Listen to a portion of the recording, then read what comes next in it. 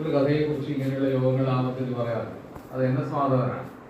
അദ്ദേഹത്തിൻ്റെ ഒരു കഥയിൽ എഴുത്ത് നിർത്തിയ ഒരു കഥാകാരനാണ് കഥാപാത്രം. അയാൾ എഴുതുന്നില്ല, പ്രസിദ്ധനായ കഥാകൃത്തായിരുന്നു, എഴുതുന്നില്ല. അയാളുടെ മനസ്സ് തന്നെ വളരെയധികം കലുഷമാണ്, അസ്വാസ്ഥ്യം നിറഞ്ഞാണ്. പല കാര്യങ്ങളും ആ കഥ വായിച്ച് പോകാൻ കുറച്ച് ബുദ്ധിമുട്ടാണ്. പല പല കാര്യങ്ങളും അയാൾ മനസ്സിൽ, രാഘവൻ എന്നാണ് പേര് ആ കഥാകൃത്തിന്. അപ്പോൾ ഇയാൾ കടലാസ് പേനിങ്ങളുടെ ദേഷ്യം വരും. എഴുതാനാവാത്തതുകൊണ്ട്, എഴുതാൻ ആഗ്രഹം ഉണ്ടാവുമായിരിക്കും, പക്ഷെ കാണുമ്പോൾ ദേഷ്യം വരും. അങ്ങനെയുള്ള നമുക്ക് വായിക്കുമ്പോൾ നമുക്ക് വല്ലാതെ വിവരറിയാം. ആ കഥാകൃത്ത് ഒരു ദിവസം അയാൾ ഇന്ത്യയിലെ കാര്യങ്ങളൊക്കെ മനസ്സിലാക്കുന്നുണ്ട്, ദേശീയമായ പ്രാദേശികമായ കാര്യങ്ങൾ മനസ്സിലാക്കുന്നുണ്ട്. പത്രപ്രവർത്തകൻ കൂടിയാണ് അദ്ദേഹം ആയിരുന്നു. അപ്പോൾ മകള് പത്രപ്രവർത്തകയാണ്. അപ്പോൾ മകൾ രാവിലെ ഭാര്യയില്ല, മരിച്ചുപോയി. ഓഫീസിലേക്ക് പോകുന്ന സമയത്ത് അച്ഛൻ ഒരു കാര്യം മകളോട് പറയാണ്: മോളെ, നീ ഇങ്ങോട്ട് വൈകുന്നേരം വരുന്ന സമയത്ത് ഒരു കൊയർ പേപ്പറും, ഞാൻ കൊയർ എന്നുള്ള വാക്കി മലയാളത്തിൽ അച്ഛൻ ആദ്യം കാണുന്നത്, ഒരു കൊയർ പേപ്പറും ഒരു പേനയും കൊണ്ടുവരണം. അപ്പൊ ഇയാൾക്ക് പേനയും പേപ്പറും എന്തിനാണെന്ന് എല്ലാവരും എഴുതാനാണെന്ന്. അപ്പൊ മകൾക്ക് ആ അത്ഭുതമായി. ഇയാൾക്ക് പേന പേപ്പർ തന്നെയാണോ ദേഷ്യമാണ്, എഴുതാനാവാത്തതുകൊണ്ട്. അപ്പോൾ മകള് വിശ്വാസം വരാതെ ചോദിക്കുകയാണ്: അച്ഛൻ എഴുതാൻ പോവുകയാണോ? ഞാൻ ഇനി അടുത്ത് പറയുന്ന വാക്ക് ഞാൻ വിശദീകരിക്കില്ല, നിങ്ങൾ തുടർന്ന് നിർത്തി നിങ്ങൾ ചർച്ച ചെയ്യാം. മറുപടി ഇതാണ്: അല്ലെങ്കിൽ അവർ ജയിക്കില്ലേ. അതേപോലെ ഇത് ഒരു ഓണപ്പതിപ്പിലാണ് നിർഭാഗ്യവശാൽ വന്നുപോയത്. അതുകൊണ്ട് ആളുകൾ വായിക്കുന്ന കുറവായിരുന്നു. ഓണപ്പതിപ്പ് പൈസ കൂടുതൽ കിട്ടും എഴുത്തുകാർക്ക്, പരസ്യം കൂടുതലുള്ളതുകൊണ്ട്. പക്ഷെ ആളുകൾ വായിക്കുന്ന കുറവാണ്. പിന്നെയും വായിക്കാൻ വിചാരിച്ച് നിൽക്കും, അടുത്ത ഓണം വരും. അപ്പോൾ അതുകൊണ്ട് ശ്രദ്ധിക്കപ്പെടാത്ത കഥയാണ്. നമ്മൾ എഴുതുന്നില്ലെങ്കിൽ, നമ്മൾ പ്രവർത്തിക്കുന്നില്ലെങ്കിൽ അവർ ജയിക്കും. അവർ ആരാണെന്നുള്ള സൂചനകൾ പ്രസംഗത്തിൽ നമ്മൾ കേട്ടു. അവർ ജയിക്കാതിരിക്കാൻ, അഥവാ നമ്മൾ തോൽക്കാതിരിക്കാൻ, ജനങ്ങൾ തോൽക്കാതിരിക്കാൻ, ചരിത്രം തോൽക്കാതിരിക്കാൻ, സമൂഹം തോൽക്കാതിരിക്കാൻ ചില പ്രവർത്തനങ്ങൾ നമ്മൾ ചെയ്യേണ്ടതുണ്ട്. നമ്മൾ ഇങ്ങനെ ഇവിടെ ഇരിക്കുന്നതിൻ്റെ നമ്മൾ എപ്പോഴും പറയുന്ന കാര്യം മറ്റു ഒരുപാട് ആളുകൾ മുമ്പ് പ്രവർത്തിച്ചതാണ്. നമ്മൾ സ്വന്തം, നമുക്കൊരു അഹങ്കാരം ഉണ്ടോ, ഞാനാണ് എന്നെ അല്ല, എന്നെപ്പറ്റ ഞാൻ തന്നെ എന്നൊരു വാക്യമുണ്ട്. ഞാൻ എന്നെപ്പറ്റ ഞാനല്ല എന്നെല്ലാവർക്കും അറിയാം. നമ്മുടെ സാമൂഹ്യ പദവി നമ്മളുണ്ടാക്കിയതല്ല. പരീക്ഷ നമ്മൾ പാസ്സായിട്ടുണ്ടാവുമായിരുന്നു, അല്ല നമ്മൾ അധ്വാനിക്കുന്നുണ്ടാവും. പക്ഷെ അതിന് സാഹചര്യം ഒരുക്കുന്നത് പേര് അറിയുന്നവരും അല്ലാത്തവരുമായിട്ടുള്ള ഒരുപാട് ആൾക്കാരാണ്. അതുകൊണ്ട് അവർ തോൽക്കാതിരിക്കാൻ, അല്ല ജയിക്കാതിരിക്കാൻ, ജനങ്ങൾ ജയിക്കാൻ, ചരിത്രത്തിൽ കട്ടൻ വീഴാതിരിക്കാൻ ചില കാര്യങ്ങൾ നമ്മൾ ചെയ്യേണ്ടതുണ്ട്. അതിനു വേണ്ടിയിട്ട് പ്രായോഗിക പ്രവർത്തനങ്ങൾ വേണം. അതേ പ്രാധാന്യത്തിൽ സിദ്ധാന്തപരമായ കാര്യങ്ങൾ വേണം. വലിയ പ്രശ്നമാണ്. ഇപ്പോൾ ആശയം എന്ന് പറയുന്നത് മുതലാളിത്തം വളരെ കൃത്യമായിട്ട് ഉപയോഗിക്കുന്നുണ്ട്. അതുകൊണ്ട് ആകർഷകമായ ഭാഷയിൽ സംസാരിക്കാൻ പറ്റണം. യൂറോപ്പിലെ ഒരു ഭൂതം പിടികൂടിയിരിക്കുന്നു, കമ്മ്യൂണിസം എന്ന ഭൂതം. ഇതാരെ പറഞ്ഞിട്ടുണ്ടാവുക? കാൾ മാർക്സാണ്. മാനിഫെസ്റ്റോ തുടങ്ങുന്നത് ഈ ഒരു വാക്യത്തിലാണല്ലോ. ആകർഷിക്കാൻ വേണ്ടി, ആളുകളെ ആകർഷിക്കാൻ വേണ്ടിയിട്ട്. അല്ലെങ്കിൽ മറ്റു ഭാഷയിൽ എഴുതാൻ അറിയാവുന്നതുകൊണ്ടല്ല. ഇവിടെ കവിയും കൂടിയാണ് മാർക്സ്. കവിയും കൂടി പ്രേമ കവിതകൾക്ക് മലയാളത്തിൽ വിവർത്തനം ചെയ്തിട്ടുണ്ട്. നല്ല കവി കൂടിയാണ് മാർക്സ്. പക്ഷെ കമ്മ്യൂണിസ്റ്റ് മാനിഫെസ്റ്റോ എന്ന ഒരു ഗ്രന്ഥം പുറത്തിറക്കുന്ന സമയത്ത് ആളുകളുടെ ശ്രദ്ധയിലേക്ക് വരാൻ വേണ്ടി അത്യന്തം നാടകീയമായിട്ടുള്ള ഈ പ്രസ്താവം അദ്ദേഹം ആദ്യ ഭാഗമായിട്ട് അവതരിപ്പിക്കുകയാണ്. കമ്മ്യൂണിസം, യൂറോപ്പിലെ ഒരു ഭൂതം പിടികൂടിയിരിക്കുന്നു, കമ്മ്യൂണിസം എന്ന ഭൂതം. അപ്പോൾ എല്ലാവരും അടുത്ത വരി വായിക്കും. അപ്പോൾ ഭാഷയിലുള്ള ശ്രദ്ധ കൊണ്ട്, ആശയപരമായ കൃത്യത കൊണ്ട് നമുക്ക് പല പല കാര്യങ്ങളും ചെയ്യേണ്ടതുണ്ട്. അതിനു വേണ്ടിയിട്ടുള്ള ചെറിയ പ്രവർത്തനങ്ങൾ ആണ് വലിയ പ്രവർത്തനങ്ങളായി, വലിയ വിജയങ്ങളായിട്ട് മാറുക. അല്ലെങ്കിൽ ചരിത്രം നമ്മളോട് വളരെ മോശമായി പെരുമാറും. നമ്മൾ കൃത്യമായിട്ട് കാര്യങ്ങൾ ചെയ്യാത്ത ഒരു സമൂഹമായിട്ട് മാറുന്നുണ്ടെങ്കിൽ നമുക്ക് വലിയ നമ്മൾ വിചാരിക്കും എൻ്റെ മക്കൾക്ക് ജോലിയുണ്ട്, എനിക്ക് ജോലിയുണ്ട്, എനിക്ക് AC ഉണ്ട്, എനിക്ക് മറ്റു സൗകര്യമുണ്ട്, കാറുണ്ട്, ഒക്കെ ഉണ്ട്. ശരി, അത് സന്തോഷം തന്നെ. അത് നിങ്ങളുടെ അധ്വാനം കൊണ്ടുണ്ടായതാണ്. പക്ഷെ നിങ്ങളുടെ ഒറ്റയ്ക്കുള്ള മനുഷ്യർക്ക് സ്വന്തമായിട്ട് ഉത്പാദിപ്പിക്കാൻ വേണ്ടി വരുന്ന മനുഷ്യരെ മാത്രമാണ്. നമുക്ക് കുട്ടികളുണ്ടാകാം. ബാക്കി കാര്യങ്ങളിൽ നമുക്ക് പൊതുവായിട്ട് ആളുകളുടെ സഹായം വേണ്ടി വരും, അല്ലെങ്കിൽ പൊതു വിഭവങ്ങൾ ഉപയോഗിക്കേണ്ടി വരും. അപ്പോൾ നമുക്ക് ഒറ്റക്കൊന്നും ചെയ്യാൻ പറ്റില്ല. കൂട്ടായി ചെയ്യേണ്ട പല പല കാര്യങ്ങളുണ്ട്. ആശയമണ്ഡലത്തിലുണ്ട്. ആശയങ്ങളും ഒരു വലിയ ഉത്പാദനത്തിന്റെ മണ്ഡലമാണ്. നമ്മൾ ഇന്ന് ആശയം എന്ന് പറയുമ്പോൾ തന്നെ ആഖ്യാനം എന്നുള്ള വാക്ക് പറയാറ്. ഇപ്പൊ കള്ള കഥകൾ ഉണ്ടാക്കുന്നു. ഒരു രാഷ്ട്രീയ നേതാവിന്റെ മൂക്കിന് ചുവന്ന മഷി തേച്ചിട്ട് പിന്നെ അയാൾ മൂക്കിന്റെ പാൽ ഉടഞ്ഞു വന്ന് സ്കാൻ ചെയ്യുന്നു. ഒരു പത്രവാർത്തകൾ ഉണ്ടാകുന്നു, അതിനോട് ബഹളം ഉണ്ടാകുന്നു. ഞാൻ ഇന്നലെ പേരാമ്പ്ര പ്രസംഗിക്കാൻ പോയിരുന്നു. ആ പരിപാടി നടക്കുന്നതിലെ ഭയത്തോടു കൂടിയാണ് പോയത്. അത് മുമ്പേ തീരുമാനിച്ച കാര്യം. അപ്പൊ ഇങ്ങനെ ഉള്ളൊരു കാലത്ത് അത് എല്ലാവർക്കും അറിയാം, അയാൾക്കും അറിയാം, അയാൾ ഒരു വിദ്യാസൂരനായി മാറുന്നത് അറിയാം. പക്ഷെ അത് വലിയ പത്രവാർത്തയാണ്. അങ്ങനെ സംഭവിക്കുമോ? ഇവര് വലിയ MP ഒക്കെ ഇങ്ങനെ കള്ളം പറയുമോ എന്നൊക്കെ ആൾ ചർച്ച ചെയ്യുന്നു. അപ്പൊ ക്രമേണ ആ സത്യം സത്യമായിട്ട് മാറുന്നു. അങ്ങനെ വളരെ വലിയ തന്ത്രങ്ങൾ പയറ്റുന്ന ഒരു കാലത്ത് പ്രത്യക്ഷത്തിനപ്പുറം എന്താണ്? ഷാഫിയുടെ മൂക്കിന്റെ ചുവന്ന നിറത്തിനപ്പുറം എന്താണ്? അത് വളരെ ബിയോണ്ട് ദ അപ്പിയറൻസ്, ഇംഗ്ലീഷ് അങ്ങനെ പറയാം, ബിയോണ്ട് ദ അപ്പിയറൻസ്. അവിടെ ഞാൻ പറഞ്ഞത് നമ്മുടെ സാഹിത്യ സംഘം അടുത്ത കാലത്ത് അവതരിപ്പിച്ച അത്യന്തം ഊർജ സ്രോതസ്സായി മാറേണ്ട ഒരു പ്രസ്താവനയാണ് പ്രത്യക്ഷത്തിനപ്പുറം എന്ന് പറയുന്നത്. പ്രത്യക്ഷം മാത്രമല്ല, ഈ കണ്ട കളി മാത്രമല്ല, അതിനപ്പുറത്ത് പല കാര്യങ്ങളുണ്ട് എന്ന അറിവ് അത് പ്രയോഗത്തിൽ വരപ്പെടേണ്ട അറിവാണ്. വളരെ പ്രധാനപ്പെട്ട ഒരു കാര്യമാണ്. അല്ല കേവലം ആവേശം ഉണ്ടാക്കിയിട്ട് കാര്യങ്ങൾ മുന്നോട്ട് പോകില്ല. ആവേശം വേണം, ആവേശം ഉണ്ടാക്കും വേണം. പക്ഷെ ആവേശം മാത്രം ഉണ്ടാക്കിയിട്ട് നമുക്ക് വാസ്തവത്തിൽ മുന്നോട്ട് പോകാൻ വേണ്ടിയിട്ടില്ല. കർക്കശമായ ആത്മപരിശോധനയും ഭാവിയെക്കുറിച്ചുള്ള ഭാവനകളും നമുക്ക് അത്യാവശ്യമാണെന്നാണ് തുടക്കത്തിൽ പറയാൻ ഉള്ളത്. ഇന്ന് പണ്ടത്തെക്കാളും വാക്കുകളുണ്ട്. ഇപ്പോൾ NBS കുറച്ചു കൊല്ലം മുമ്പ് ശബ്ദാരാവലിയുടെ പുതിയ പതിപ്പ് പ്രസിദ്ധീകരിക്കുകയുണ്ടായി. എത്രയോ പുതിയ വാക്കുകൾ. ഇപ്പോൾ ഈ ഓക്സ്ഫോർഡ് ഡിക്ഷണറി പോലുള്ള ആധികാരിക നിഘണ്ടുക്കൾ ഓരോ വർഷവും അതിൻ്റെ വാക്കുകൾ പരിശോധിക്കുന്നുണ്ട്. ഇപ്പോൾ ലുങ്കി, മായ, ഈ വാക്കുകളൊക്കെ ഇംഗ്ലീഷ് വാക്കുകളായി മാറിയിട്ടുണ്ട്. അയ്യോ എന്നുള്ള വാക്ക് ഇംഗ്ലീഷുകാർ സ്വീകരിച്ചിട്ടുണ്ട്. അപ്പോൾ അവർ പുതിയ പുതിയ വാക്കുകൾ സൃഷ്ടിച്ചുകൊണ്ടിരിക്കും. അപ്പോൾ നമ്മുടെ മലയാളത്തിലും എത്രയോ പുതിയ വാക്കുകൾ ഉണ്ടാവുന്നുണ്ട്. നമ്മുടെ കേൾവി കുറച്ചും കൂടി ശ്രദ്ധിക്കേണ്ട, പുതിയ വാക്കുകൾ വരുമ്പോൾ നമ്മൾ ശ്രദ്ധയോടുകൂടി ആ വാക്കുകൾ കേൾക്കണം. അപ്പോൾ ആ നിലക്ക് നമ്മുടെ കേൾവിയെ രാഷ്ട്രീയവൽക്കരിക്കേണ്ടതുണ്ട്. ഈ ചെവി എന്ന് പറയുന്നത് കേൾക്കാനുള്ളത് കന്നഡ വെക്കാനുള്ള സാധനം മാത്രമല്ല, രാഷ്ട്രീയ ഉപകരണമായിട്ട് നമ്മൾ ചെവിയെ നമ്മൾ മാറ്റിയെടുക്കേണ്ടതുണ്ട്. കുറേ കൂടി ശ്രദ്ധയോടുകൂടി കേൾക്കാനുള്ള താല്പര്യമുണ്ട്, ശീലം നമുക്ക് ഉണ്ടാകേണ്ടതുണ്ട്. അതുപോലെ പറഞ്ഞ പോലെ ഒരുപാട് കാഴ്ചകൾ ടെലിവിഷൻ വന്നു. ടെലിവിഷൻ എന്ന് പറഞ്ഞാൽ വാക്കിൻ്റെ അർത്ഥം ദൂരെയുള്ള കാഴ്ച. ദൂരദർശൻ എന്ന് പറഞ്ഞാൽ കൃത്യമായിട്ട് വിവർത്തനമാണ്. ടെലിവിഷൻ എന്ന ഇംഗ്ലീഷ് വാക്കിന് കൃത്യമായ വിവർത്തനമാണ് ദൂരദർശൻ എന്നുള്ളത്. ദൂരത്തുള്ള കാഴ്ചകൾ അത് നമ്മുടെ വീട്ടിലേക്ക് വരികയാണ്. അപ്പോൾ നമ്മൾ ആ നാട്ടിൽ പോയ പോലെ നമുക്ക് തോന്നും. അപ്പോൾ കാഴ്ച പഴയ മനുഷ്യർ കണ്ടതിനേക്കാൾ കാഴ്ചകൾ നമ്മൾ കാണുന്നുണ്ട്. ഇതൊക്കെ ജീവിതത്തെ വളരെ വളരെ സങ്കീർണമാക്കി തീർക്കുന്നു. സങ്കീർണം എന്ന് പറഞ്ഞാൽ എന്താ? പെട്ടെന്ന് മനസ്സിലാക്കാനാവാത്ത രീതിയിൽ പ്രശ്ന ദുർഭരമാക്കി തീർക്കുന്നുണ്ട്. അപ്പോൾ അതൊക്കെ പ്രത്യക്ഷങ്ങൾ. ഒരു ടെലിവിഷൻ വാർത്തയാണ് പ്രത്യക്ഷം. ഷാഫിയുടെ മഷി പരത്തിയ മൂക്കാണ് പ്രത്യക്ഷം. ആ പ്രത്യക്ഷത്തിനപ്പുറം എന്തുണ്ട് എന്നുള്ള ചിന്ത വാസ്തവത്തിൽ പുരോഗമന സാംസ്കാരിക പ്രവർത്തനത്തിന്റെ ഒരു അടിസ്ഥാന കാര്യമായിട്ട് കൊണ്ടുവരേണ്ടതുണ്ട്. നമുക്ക് എപ്പോഴും അങ്ങനെ കാണാൻ വേണ്ടി പറയും. പ്രത്യക്ഷത്തിന് വളരെ മുഴുവൻ എന്തോ പറഞ്ഞോട്ടെ, കമ്മ്യൂണിസ്റ്റ് ആവാൻ എളുപ്പമാണ്, ചുമ്മാ പറഞ്ഞ് നടന്നാൽ മതി എന്ന് സഞ്ജയൻ എഴുതിയിട്ടുണ്ട്. കമ്മ്യൂണിസത്തിന്റെ എതിരെയുള്ള കേരളത്തിലെ ഫോക്ലോർ പ്രത്യേകം പഠിക്കേണ്ടതുണ്ട്. അപ്പോൾ ആർക്കെങ്കിലും ചെറുപ്പക്കാർ PhD ചെയ്യാവുന്നതാണ്. കമ്മ്യൂണിസ്റ്റ് വിരുദ്ധമായിട്ട് ഉണ്ടായ പാട്ടുകളും നാടൻ ചൊല്ലുകളും. കമ്മ്യൂണിസ്റ്റ് ആവാൻ എളുപ്പമാണ്, ചുമ്മാ പറഞ്ഞ് നടന്നാൽ മതി. AKG പറഞ്ഞതായിട്ട് അദ്ദേഹത്തിൻ്റെ നാട്ടിൽ ഞാൻ ആ കാര്യം എഴുതിയിട്ടുണ്ട്. AKGയുടെ നാട്ടുകാരൻ പറഞ്ഞിട്ടുണ്ട്, AKG ആത്മഹത്യ എഴുതുന്നത് ഇതിൻ്റെ മറുപടിയായിട്ടാണ്. കമ്മ്യൂണിസ്റ്റ് ആവാൻ എളുപ്പമല്ല, ഇത് ചുമ്മാ പറഞ്ഞ് നടക്കാനല്ല എന്ന് കാണിക്കാൻ വേണ്ടി AKG അദ്ദേഹത്തിൻ്റെ ജീവചരിത്രം എഴുതി, ആത്മകഥ എഴുതി എന്ന്.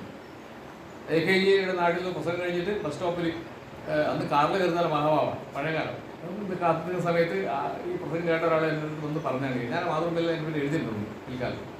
അപ്പോൾ AKG ആത്മഹത്യ ചെയ്യുന്നത് അതിനു വേണ്ടിയില്ല. ഞാൻ അതല്ലാണ്ട് ആത്മഹത്യ ചെയ്ത് കേരളത്തിൽ കാണിക്കാനല്ല, അവാർഡ് വാങ്ങിക്കാനൊന്നുമല്ല.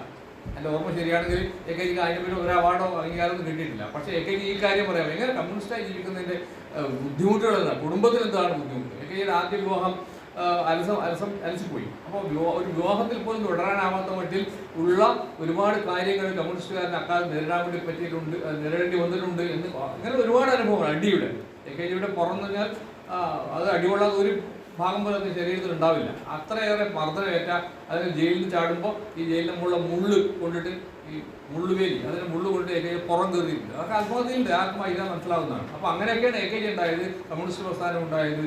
പ്രത്യക്ഷത്തിനപ്പുറത്ത് AKGയെ കുറിച്ച് ഒരുപാട് ഇമേജുകളുണ്ട്. ആ ഇമേജുകൾക്ക് അപ്പുറത്ത് എന്താണ് AKGയുടെ ജീവിതം എന്നറിയണമെങ്കിൽ തീർച്ചയായിട്ടും അദ്ദേഹം ജീവിത കഥ നമുക്ക് വായിക്കേണ്ടി വരും. അപ്പോൾ എല്ലാ കാര്യത്തിലും ഇങ്ങനെയുള്ള ജാഗ്രത, ശൈക്ഷണികം പറഞ്ഞ പ്രൊഫസർമാരുടെ മാത്രം ലോകമല്ല, എഴുത്തുകാരുടെ ബുദ്ധിജീവികളുടെ മാത്രം. നമ്മളെല്ലാം ബുദ്ധിജീവികളാണ് കേട്ടോ. കേരളത്തിലെ ബുദ്ധിജീവി എന്നുള്ള വാക്ക് ഏതാണ് ആളെ ചീത്ത പറയേണ്ടി ഉപയോഗിക്കുന്ന വാക്ക്. ഭയങ്കര അപകടമാണ്. ഒരു പക്ഷെ നമ്മുടെ ഭാഗത്ത് അങ്ങനെ തിരുത്തിപ്പെടണം. ബുദ്ധിജീവിതം എന്ന വാക്ക് ആളെ ചീത്ത പറയാൻ ഉപയോഗിക്കുന്ന വാക്കാണ്. പക്ഷെ ബുദ്ധിജീവിതം ഒരു കാർഷിക പ്രവർത്തനം പോലെ ഒരു പ്രധാനപ്പെട്ട പ്രവർത്തനം തന്നെയാണ്. അത് സമൂഹത്തിന് വേണ്ടി വേർക്കാൻ അവർക്കേ പറ്റും. സമൂഹത്തിന് വേണ്ടിയിട്ട് പിന്നെ ചൂടാവാൻ, ഭ്രാന്തമായി ജീവിക്കാൻ അവർക്കേ പറ്റും. അവരാണ്. മാർക്സ് മറ്റു പണികൾ എടുത്ത ആളല്ല. എംഗൽസിന് എൻ്റെ അച്ഛന് പിന്നെ തുണിമില്ലും കാര്യങ്ങളൊക്കെ ഉണ്ടായിരുന്നു, സമ്പന്നനാണ്, വേറൊന്നുമില്ല. പക്ഷെ മാർക്സ് എഴുതുക മാത്രം ചെയ്തതാണ്. അദ്ദേഹത്തിന്റെ എഴുത്തിനെ കുറിച്ച്, ക്യാപിറ്റലിനെ കുറിച്ച് മാർക്സ് പറയുന്നുണ്ട്. ഇത് വായിക്കുമ്പോൾ ഞാൻ വലിച്ച സിഗരറ്റിന്റെ പൈസ പോലും എനിക്ക് പബ്ലിഷർ തന്നില്ല. അപ്പോൾ അത് നഷ്ടക്കച്ചവടമായിരുന്നു. അപ്പൊ അങ്ങനെയുള്ള ബുദ്ധിജീവിതം നമ്മൾ ആദ്യം ആദ്യം തിരുത്തേണ്ട കാര്യം ഇതാണ്. ഈ ബുദ്ധിജീവിതം എന്ന് പറയുന്നത് എഴുത്തുകാരുടെ, കലാകാരന്മാരുടെ, നാടകക്കാരുടെ അങ്ങനെയുള്ള ജീവിതം എന്ന് പറയുന്നത് അങ്ങനെ ഒരു പരിഹസിക്കപ്പെടേണ്ട കാര്യമല്ല. ഇന്റലക്ച്വൽ ലൈഫ് എന്ന് പറയുന്ന ഇംഗ്ലീഷിൽ പറയുന്ന കാര്യം യഥാർത്ഥത്തിൽ ഉണ്ട്. അതും സാമൂഹ്യ മാറ്റത്തിന് ആവശ്യമായിട്ടുള്ള മറ്റു തൊഴിലാളി പ്രവർത്തനങ്ങൾ പോലെ ആവശ്യമായ ഒരു കാര്യമാണെന്ന് വിചാരിക്കണം. ഇങ്ങനെയൊക്കെ വിചാരിക്കുമ്പോഴാണ് വാസ്തവത്തിൽ പ്രത്യക്ഷത്തിന് അപ്പുറത്തേക്ക് നമുക്ക് പോകാൻ വേണ്ടി സാധിക്കുക. പ്രത്യക്ഷമായിട്ട് നമുക്കിപ്പോൾ പണ്ട് കാണുന്നതിനേക്കാളും കൂടുതൽ കാര്യങ്ങൾ നമുക്ക് കാണുന്നുണ്ട്. ഞാൻ പറഞ്ഞല്ലോ, ടെലിവിഷൻ, അങ്ങനെയുള്ള ഒരുപാട്, നമ്മുടെ കീശയിലുള്ള ഫോൺ, പണ്ട് കാണാനാവാത്ത ഒരുപാട് കാര്യങ്ങൾ നമുക്ക് കാണാൻ വേണ്ടി സാധിക്കുന്നുണ്ട്. പക്ഷെ അതിനപ്പുറത്ത് നോക്കാനുള്ള സവിശേഷമായ ഒരു കണ്ണിൻ്റെ പേരാണ് രാഷ്ട്രീയം. യഥാർത്ഥ രാഷ്ട്രീയം അതാണ്. പ്രത്യക്ഷമായി നമ്മൾ കാണുന്നതിനപ്പുറത്ത് കാണാൻ വേണ്ടി, പോകാൻ വേണ്ടി നമുക്ക് ഉപയോഗിക്കാവുന്ന വഴിയുടെ പേരാണ് പ്രത്യയശാസ്ത്രം. പ്രത്യയശാസ്ത്രത്തിൻ്റെ വാക്ക് പറയാൻ ആഗ്രഹമില്ലാത്ത ഒരു ആശയം എന്ന് പറഞ്ഞാൽ, ആശയം എന്ന് പറയുന്നത് അതാണ്. അതിനപ്പുറത്ത് പോകാനുള്ള സജ്ജീകരണത്തെയാണ് നമ്മൾ വാസ്തവത്തിൽ ആശയം എന്ന് പറയുന്നത്. ഈ ഇലക്ഷൻ മാത്രം, ഇപ്പോൾ ഇലക്ഷൻ്റെ ഒരു സന്ദർഭത്തിൽ നിൽക്കുന്നു, തുടർച്ചയായിട്ട് കാലത്ത് ഇലക്ഷൻ വരാൻ വേണ്ടി പോവാണ്. പക്ഷേ ഇലക്ഷൻ ആവശ്യമാണ്. പക്ഷേ ഇലക്ഷൻ ആയുധം മാത്രമാണ്, നമ്മുടെ ലക്ഷ്യമല്ല. ഇലക്ഷൻ വിജയിക്കുന്നത് നമ്മുടെ ലക്ഷ്യമല്ല. അത് നമ്മുടെ ആയുധമാണ്. ചില സാമൂഹ്യ പ്രവർത്തനങ്ങൾക്ക് വേണ്ടിയിട്ടുള്ള, മാറ്റങ്ങൾക്ക് വേണ്ടിയിട്ടുള്ള ഒരു ആയുധം മാത്രം, ഒരു വഴി മാത്രമാണ് അത്. അതിനപ്പുറത്ത്, ഇലക്ഷനല്ല പ്രധാനം, ആ പ്രത്യക്ഷത്തിനപ്പുറത്ത് ചില കാര്യങ്ങളുണ്ട് എന്ന് തിരിച്ചറിയുക എന്നുള്ളത് നമ്മുടെ അടിസ്ഥാനപരമായിട്ടുള്ള വിചാരമാണ്.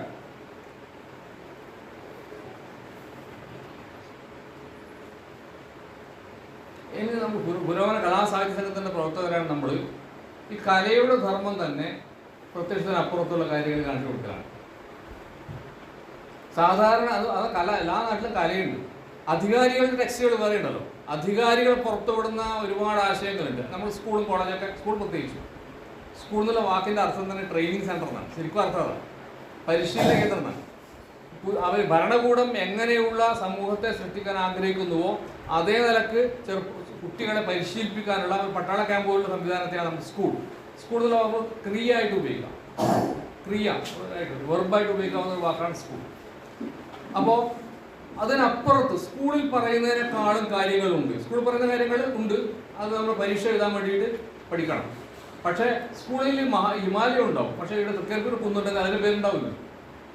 തൃക്കരിപ്പൂർ കുന്നുണ്ട്, സാധാരണ കുന്ന് എല്ലായിടത്തും കുന്നുണ്ട് കേരളത്തിൽ. ആ കുന്നിനെ പറ്റി പുസ്തകത്തിൽ ഉണ്ടാവില്ല, നമ്മൾ എഴുതി വെക്കേണ്ടി വരും. അല്ലെങ്കിൽ നമ്മുടെ പുസ്തകത്തിൽ അല്ലാതെ ടെക്സ്റ്റ് ബുക്കിൽ ഉണ്ടാവുന്നില്ല. പക്ഷേ തൃക്കരിപ്പൂർ കുന്നിലും തൃക്കരിപ്പൂരൊക്കെ പ്രധാനമുണ്ട്. ഞാൻ ഇങ്ങോട്ട് വരുമ്പോൾ എന്നെ കൊണ്ടുവിട്ട പയ്യൻ്റെ അവരുടെ കൂടെ 2-3 കുട്ടികളുണ്ടായിരുന്നു, നമ്മുടെ നാട്ടുകാരല്ലാത്ത. അവരോട് പറഞ്ഞു, പണ്ട് നമ്മൾ ദൂരൂർ ഗ്രാമചരിത്രം തയ്യാറാക്കിയപ്പോൾ നമുക്ക് കിട്ടിയൊരു കാര്യമാണ്.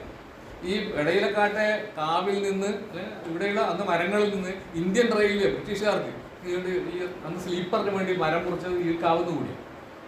അപ്പോൾ ഇന്ത്യയിൽ ഈ കൊളോണിയലിസം വല്ലാണ്ട് കൊണ്ടുവന്ന ഒരു കാര്യമാണ് റെയിൽവേ. എന്തിനാണ്? ആളെ യാത്രക്ക് വേണ്ടിയില്ല, അവർക്ക് ചരക്ക് കൊണ്ടുപോകാൻ വേണ്ടിയിട്ടാണ്, ചരക്ക് ഇറക്കാൻ വേണ്ടിയിട്ടാണ്.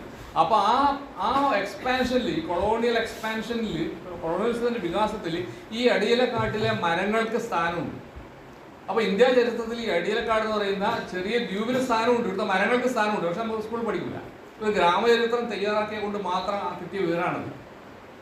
അപ്പോൾ ഇങ്ങനെ സാധാരണ കാര്യങ്ങൾക്ക് അപ്പുറത്ത് ചില കാര്യങ്ങളുണ്ട്, വേറെ കാര്യങ്ങളുണ്ട് എന്ന് കാണിച്ചു കൊടുക്കലാണ് കലയുടെ, സാഹിത്യത്തിൻ്റെ അടിസ്ഥാനപരമായ ധർമ്മം. അതുകൊണ്ടാണ് EMS കലയെക്കുറിച്ച് എഴുതിയത്, മാർക്സ് കലയെക്കുറിച്ച് എഴുതിയത്. ഓർമ്മിക്കണം, അവർ അടിസ്ഥാനപരമായിട്ട് രാഷ്ട്രീയ പ്രവർത്തകരാണ്. മാർക്സും EMS രണ്ട് പേര് പറഞ്ഞതേ ഉള്ളൂ. അവർ രണ്ടുപേരും രാഷ്ട്രീയ പ്രവർത്തകരാണ്. ഒന്നുകൂടി പറയാം, അവർ അടിസ്ഥാനപരമായി രാഷ്ട്രീയ ആക്ടിവിസ്റ്റ്, പൊളിറ്റിക്കൽ ആക്ടിവിസ്റ്റുകളാണ്, നേതാക്കളാണ്. അവർ സാഹിത്യത്തെക്കുറിച്ചും കലയെക്കുറിച്ചും നാടകത്തെക്കുറിച്ചും, നാടകത്തിൽ അഭിനയിച്ചു. EMS നാടകത്തിൽ അഭിനയിക്കാൻ ഒരു ക്വാളിഫിക്കേഷനും ഇല്ല. ഞാൻ EMS നല്ല കൊഞ്ഞോടാണ് നാടകത്തിൽ അഭിനയിച്ചത്, എന്തായിരിക്കും അവസ്ഥ.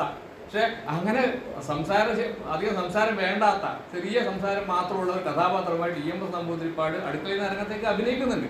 ആ നാടകം ഗംഭീര വിജയമായിരുന്നു. ആ നാടകം ആണെന്ന് തന്നെ PVT വടതിരിപ്പാട് ഉറപ്പുണ്ടായിട്ടില്ല. പക്ഷെ കളിച്ചപ്പോൾ അതിഗംഭീരമായിട്ടുള്ള വിജയമായിരുന്നു. അപ്പോൾ EMS എന്ത് ചെയ്യുന്നത് അറിയോ? ഇയാൾക്ക് ആ സംസാരിക്കാൻ ഭാഷ ഉണ്ടാകുന്നില്ല. അത്രയും സന്തോഷം കൊണ്ട് ഈ വീട്ടിൽ പഠിത്തത്തിന് വേണ്ടി കഴുത്തിൽ കൈയിട്ടിട്ട് തുള്ളിയതാണ് EMS. ആ സന്തോഷം പ്രകടിപ്പിക്കാൻ വേണ്ടി ഭാഷയില്ലാത്തതുകൊണ്ട് കുഞ്ഞു കൂടുതൽ വരും, ആവേശം വരുമ്പോൾ കുഞ്ഞു കൂടുതൽ വരുമായിരുന്നു EMSന്. അപ്പോൾ പക്ഷെ അവർ കലാകാരന്മാരാണ്. AKE അഭിനയിച്ച നാടകങ്ങളുണ്ട്, സർദാർ ചന്ദ്രോദ് അഭിനയിച്ച നാടകങ്ങളുണ്ട്. പണ്ട് കമ്മ്യൂണിസ്റ്റുകാരെല്ലാവരും വലിയ കലാകാരന്മാർ കൂടിയായിരുന്നു. ഇന്നത്തെ നിലവാരത്തിൽ അങ്ങനെ കലാകാരന്മാരെ വിളിക്കാൻ പറ്റുമെന്ന് അറിയില്ല. പക്ഷേ കേരളത്തിൽ ഉടനീളം കമ്മ്യൂണിസ്റ്റുകാരായ പാട്ടുകാർ, കലാകാരന്മാർ, ചിത്രകാരന്മാരുണ്ടായിരുന്നു. ഇപ്പോഴും ഉണ്ട്. ഇപ്പോൾ ഞാൻ പേരുകൾ പറയുന്നില്ല, കാരണം ചില പേരുകൾ വിട്ടുപോകുന്നത് കൊണ്ട് ഇന്നത്തെ ആളുകളുടെ പേര് പറയാത്തതാണ്. ഒരുപാട് എല്ലാ കാസർഗോട്ടുമുണ്ട്, എല്ലാ സ്ഥലങ്ങളിലും കമ്മ്യൂണിസ്റ്റ് കവികളും കമ്മ്യൂണിസ്റ്റുകാരായിട്ടുള്ള മറ്റെഴുത്തുകാരും നാടക പ്രവർത്തകരും പാട്ടുകാരും ചിത്രകാരന്മാരും നർത്തകരും ചരിത്ര പഠിതാക്കളും ഒക്കെ ഉണ്ട്. അപ്പോൾ അവരുടെ പ്രവർത്തനത്തിലൂടെ ഈ പറഞ്ഞ കാര്യമാണ് സംഭവിക്കുക. പ്രത്യക്ഷത്തിനപ്പുറത്ത് എന്ത്? ഒരു അമ്പലം പുനരുദ്ധാരണം നടത്തുന്ന സമയത്ത് അത് നാട്ടുകാരിഷ്ടമാണ്. അതിനപ്പുറത്ത് എന്ത്? അതിലൂടെ വരുന്ന ഒരു പുതിയ അധികാര സ്വരൂപമുണ്ട്. ഇപ്പോൾ കരോള് മുരളി പണ്ട് കുറേ വർഷങ്ങൾക്ക് മുമ്പ് ബുക്കാസിയുടെ ഞങ്ങൾ കാഞ്ഞങ്ങാട് വെച്ച് നടത്തിയ ഒരു പരിപാടിയിൽ പറയുന്നുണ്ട്, ഒരു നാട്ടിൽ എന്തെങ്കിലും ഒരു ജനങ്ങൾ ശ്രദ്ധയിൽ ഒരാൾ വരണമെങ്കിൽ എത്ര അധ്വാനമുണ്ട്. ഇപ്പോൾ ചില ആൾക്കാർ റിട്ടയർ ചെയ്ത ഉടനെ ജുബയെല്ലാം തുന്നിച്ചിട്ട് അമ്പല കമ്മിറ്റിയിൽ പോകും. ഞാൻ ആരും ചോണ്ടി പറയുന്നല്ലോ കേട്ടോ, മുല്ലേട്ടർ കോട്ടിയെ പറയും, ഞാൻ വിചാരിക്കണ്ട. അല്ലേ, ഇപ്പോൾ പാർട്ടി സെക്രട്ടറി ഇവിടെ ഇരിക്കുന്നു മനോഹരൻ. അപ്പോൾ അദ്ദേഹം തന്നെ ഒന്നിരിക്കുമ്പോൾ എനിക്ക് അദ്ദേഹത്തെ മുന്നേ പരിചയമില്ല, കണ്ടിട്ടുണ്ട്, പാർട്ടിയുടെ സ്ഥാനം എന്ന് അറിയില്ല. ഇദ്ദേഹം ഒരു പാർട്ടി LC സെക്രട്ടറിയായി പ്രവർത്തിക്കുന്നതിന് പിന്നിൽ എത്ര അധ്വാനമുണ്ട്. നമ്മുടെ കേരളത്തിലൊരു ശീലം എന്താ വെച്ചാൽ ഒരു LC പ്രദേശത്തെ കാര്യങ്ങൾ പരിഹരിക്കേണ്ട ഉത്തരവാദിത്വം പൂർണ്ണമായിട്ട് LC സെക്രട്ടറി. അതുകൊണ്ട് നമ്മൾ ഫോൺ വിളിക്കും. നമ്മൾ അത് പാർട്ടി നേടിയ വലിയൊരു വിശ്വാസം. എന്നാണ് നമ്മൾ വിളിച്ചു പറയും, സഖാവേ ഇങ്ങനൊരു പ്രശ്നമുണ്ട്, എൻ്റെ വഴിക്ക് ഒരു നായ ഇങ്ങനെ കിടക്കുന്നുണ്ട്, എനിക്ക് അതിനെ തൊടാൻ പേടിയാണ്, എന്തെങ്കിലും കാര്യം ചെയ്യണം. അല്ലേ ഒരു ചെറിയ കാര്യം, എൻ്റെ മറ്റേ കവുങ്ങ് എൻ്റെ വീട്ടിലേക്ക് വന്നിട്ട് അയാൾ മുറിക്കാൻ വിടുന്നില്ല, ഒന്ന് സഖാവ്.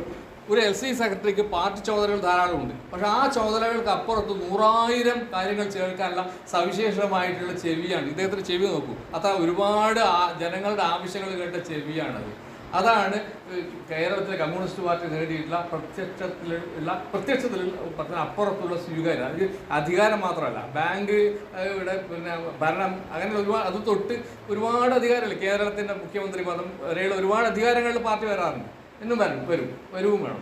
പക്ഷെ അതിനപ്പുറത്ത് ഈ ഒരു കാര്യമുണ്ട്. ഇവിടുത്തെ സാധാരണ പാർട്ടി നേതാക്കന്മാർ, പഞ്ചായത്ത് പ്രവർത്തകർ, എന്താണ് LC തലത്തിലൊക്കെ പ്രവർത്തിക്കുന്ന ആളുകൾ ഇങ്ങനെ ദിവസം കേൾക്കുന്നുണ്ടോ? അദ്ദേഹം വിനയം കൊണ്ട് ഒരു വികാരം നടത്താത്ത അദ്ദേഹം ഇപ്പോൾ ഓർമ്മിക്കുന്നുണ്ട്. ഇന്ന് രാവിലെ വന്ന കോള്, ഇന്ന് രാവിലെ അദ്ദേഹത്തിന് ഇങ്ങനെയുള്ള ഇപ്പോൾ ഞാൻ വിളിച്ചതല്ല, നമുക്ക് അങ്ങനെ പ്രശ്നങ്ങൾ ഉണ്ടാകും ഉടനെ നമ്മൾ പെട്ടെന്ന് സഹായം തേടുക. പാർട്ടി അത് വിശ്വാസിയാണ്, പാർട്ടി നേടിയ വിശ്വാസിയാണ്. അപ്പോൾ ഇതിനെക്കുറിച്ച് ആരും പഠനം നടത്തില്ല.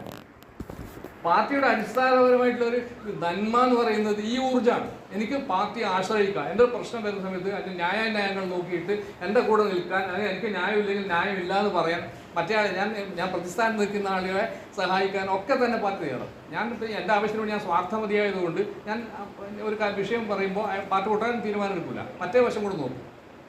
അപ്പോൾ ആരാണ് ഈ നായെ കൊണ്ട് കടത്തിയത്, ആ കാര്യം നോക്കിയിട്ട് നായയുടെ വിഷയത്തിൽ ഇടപെടും, അല്ലെങ്കിൽ കവുങ്ങിൻ്റെ പ്രശ്നത്തിൽ ഇടപെടും. അപ്പോൾ അങ്ങനെ ഒരു പ്രവർത്തനം അതിനെപ്പറ്റി രേഖകളൊന്നുമില്ല, പക്ഷെ നമ്മുടെ അനുഭവത്തിൽ അതുണ്ട്. എല്ലാവർക്കും അറിയാം. പ്രത്യേകിച്ച് നമ്മുടെ ഈ ഗ്രാമങ്ങളിലൊക്കെ പാർട്ടിക്ക് വലിയ ഒരു മേൽക്കൈയുള്ളത് കൊണ്ട് പിന്നെ തീർച്ചയായിട്ടും നമുക്ക് ഈ കാര്യം അറിയാവുന്നതാണ്. അപ്പോൾ ഇങ്ങനെ ഈ പ്രത്യക്ഷത്തിനപ്പുറത്തേക്ക് നോക്കാനുള്ള ഒരു സവിശേഷമായിട്ടുള്ള ഒരു പ്രവർത്തനത്തെയാണ് മാർക്സിസം എന്ന് പറയുന്നതിനും വലതുപക്ഷം എന്ന് പറഞ്ഞാൽ ഉള്ളതാണ്. ഓർക്കുക, ഇതുവരെ പറഞ്ഞ കാര്യങ്ങളൊക്കെ മറന്നാൽ ഈ കാര്യം മറക്കരുത്. വലതുപക്ഷം എന്ന് പറയുന്നത് ഉള്ളതാണ്, ഇടതുപക്ഷം ഉണ്ടാക്കേണ്ടതാണ്. അത് എളുപ്പമല്ല. അപ്പോൾ നമ്മൾ ഉണ്ടാക്കാൻ താല്പര്യമില്ലെങ്കിൽ നമ്മൾ ചെയ്യും വലതുപക്ഷത്തിന് ആശയങ്ങൾ നമ്മൾ കൊണ്ടുവരും. അത് ഇടതുപക്ഷം എന്ന് പറയും. അതാ പ്രശ്നം. വലതുപക്ഷം ഉള്ളത് വലതുപക്ഷമാണ്. രാജാവ് ഉള്ളതാണ് വലതുപക്ഷം, പുരോഹിതൻ ഉള്ളതാണ് വലതുപക്ഷം. പക്ഷെ നമ്മൾ ഉണ്ടാക്കേണ്ടതാണ്.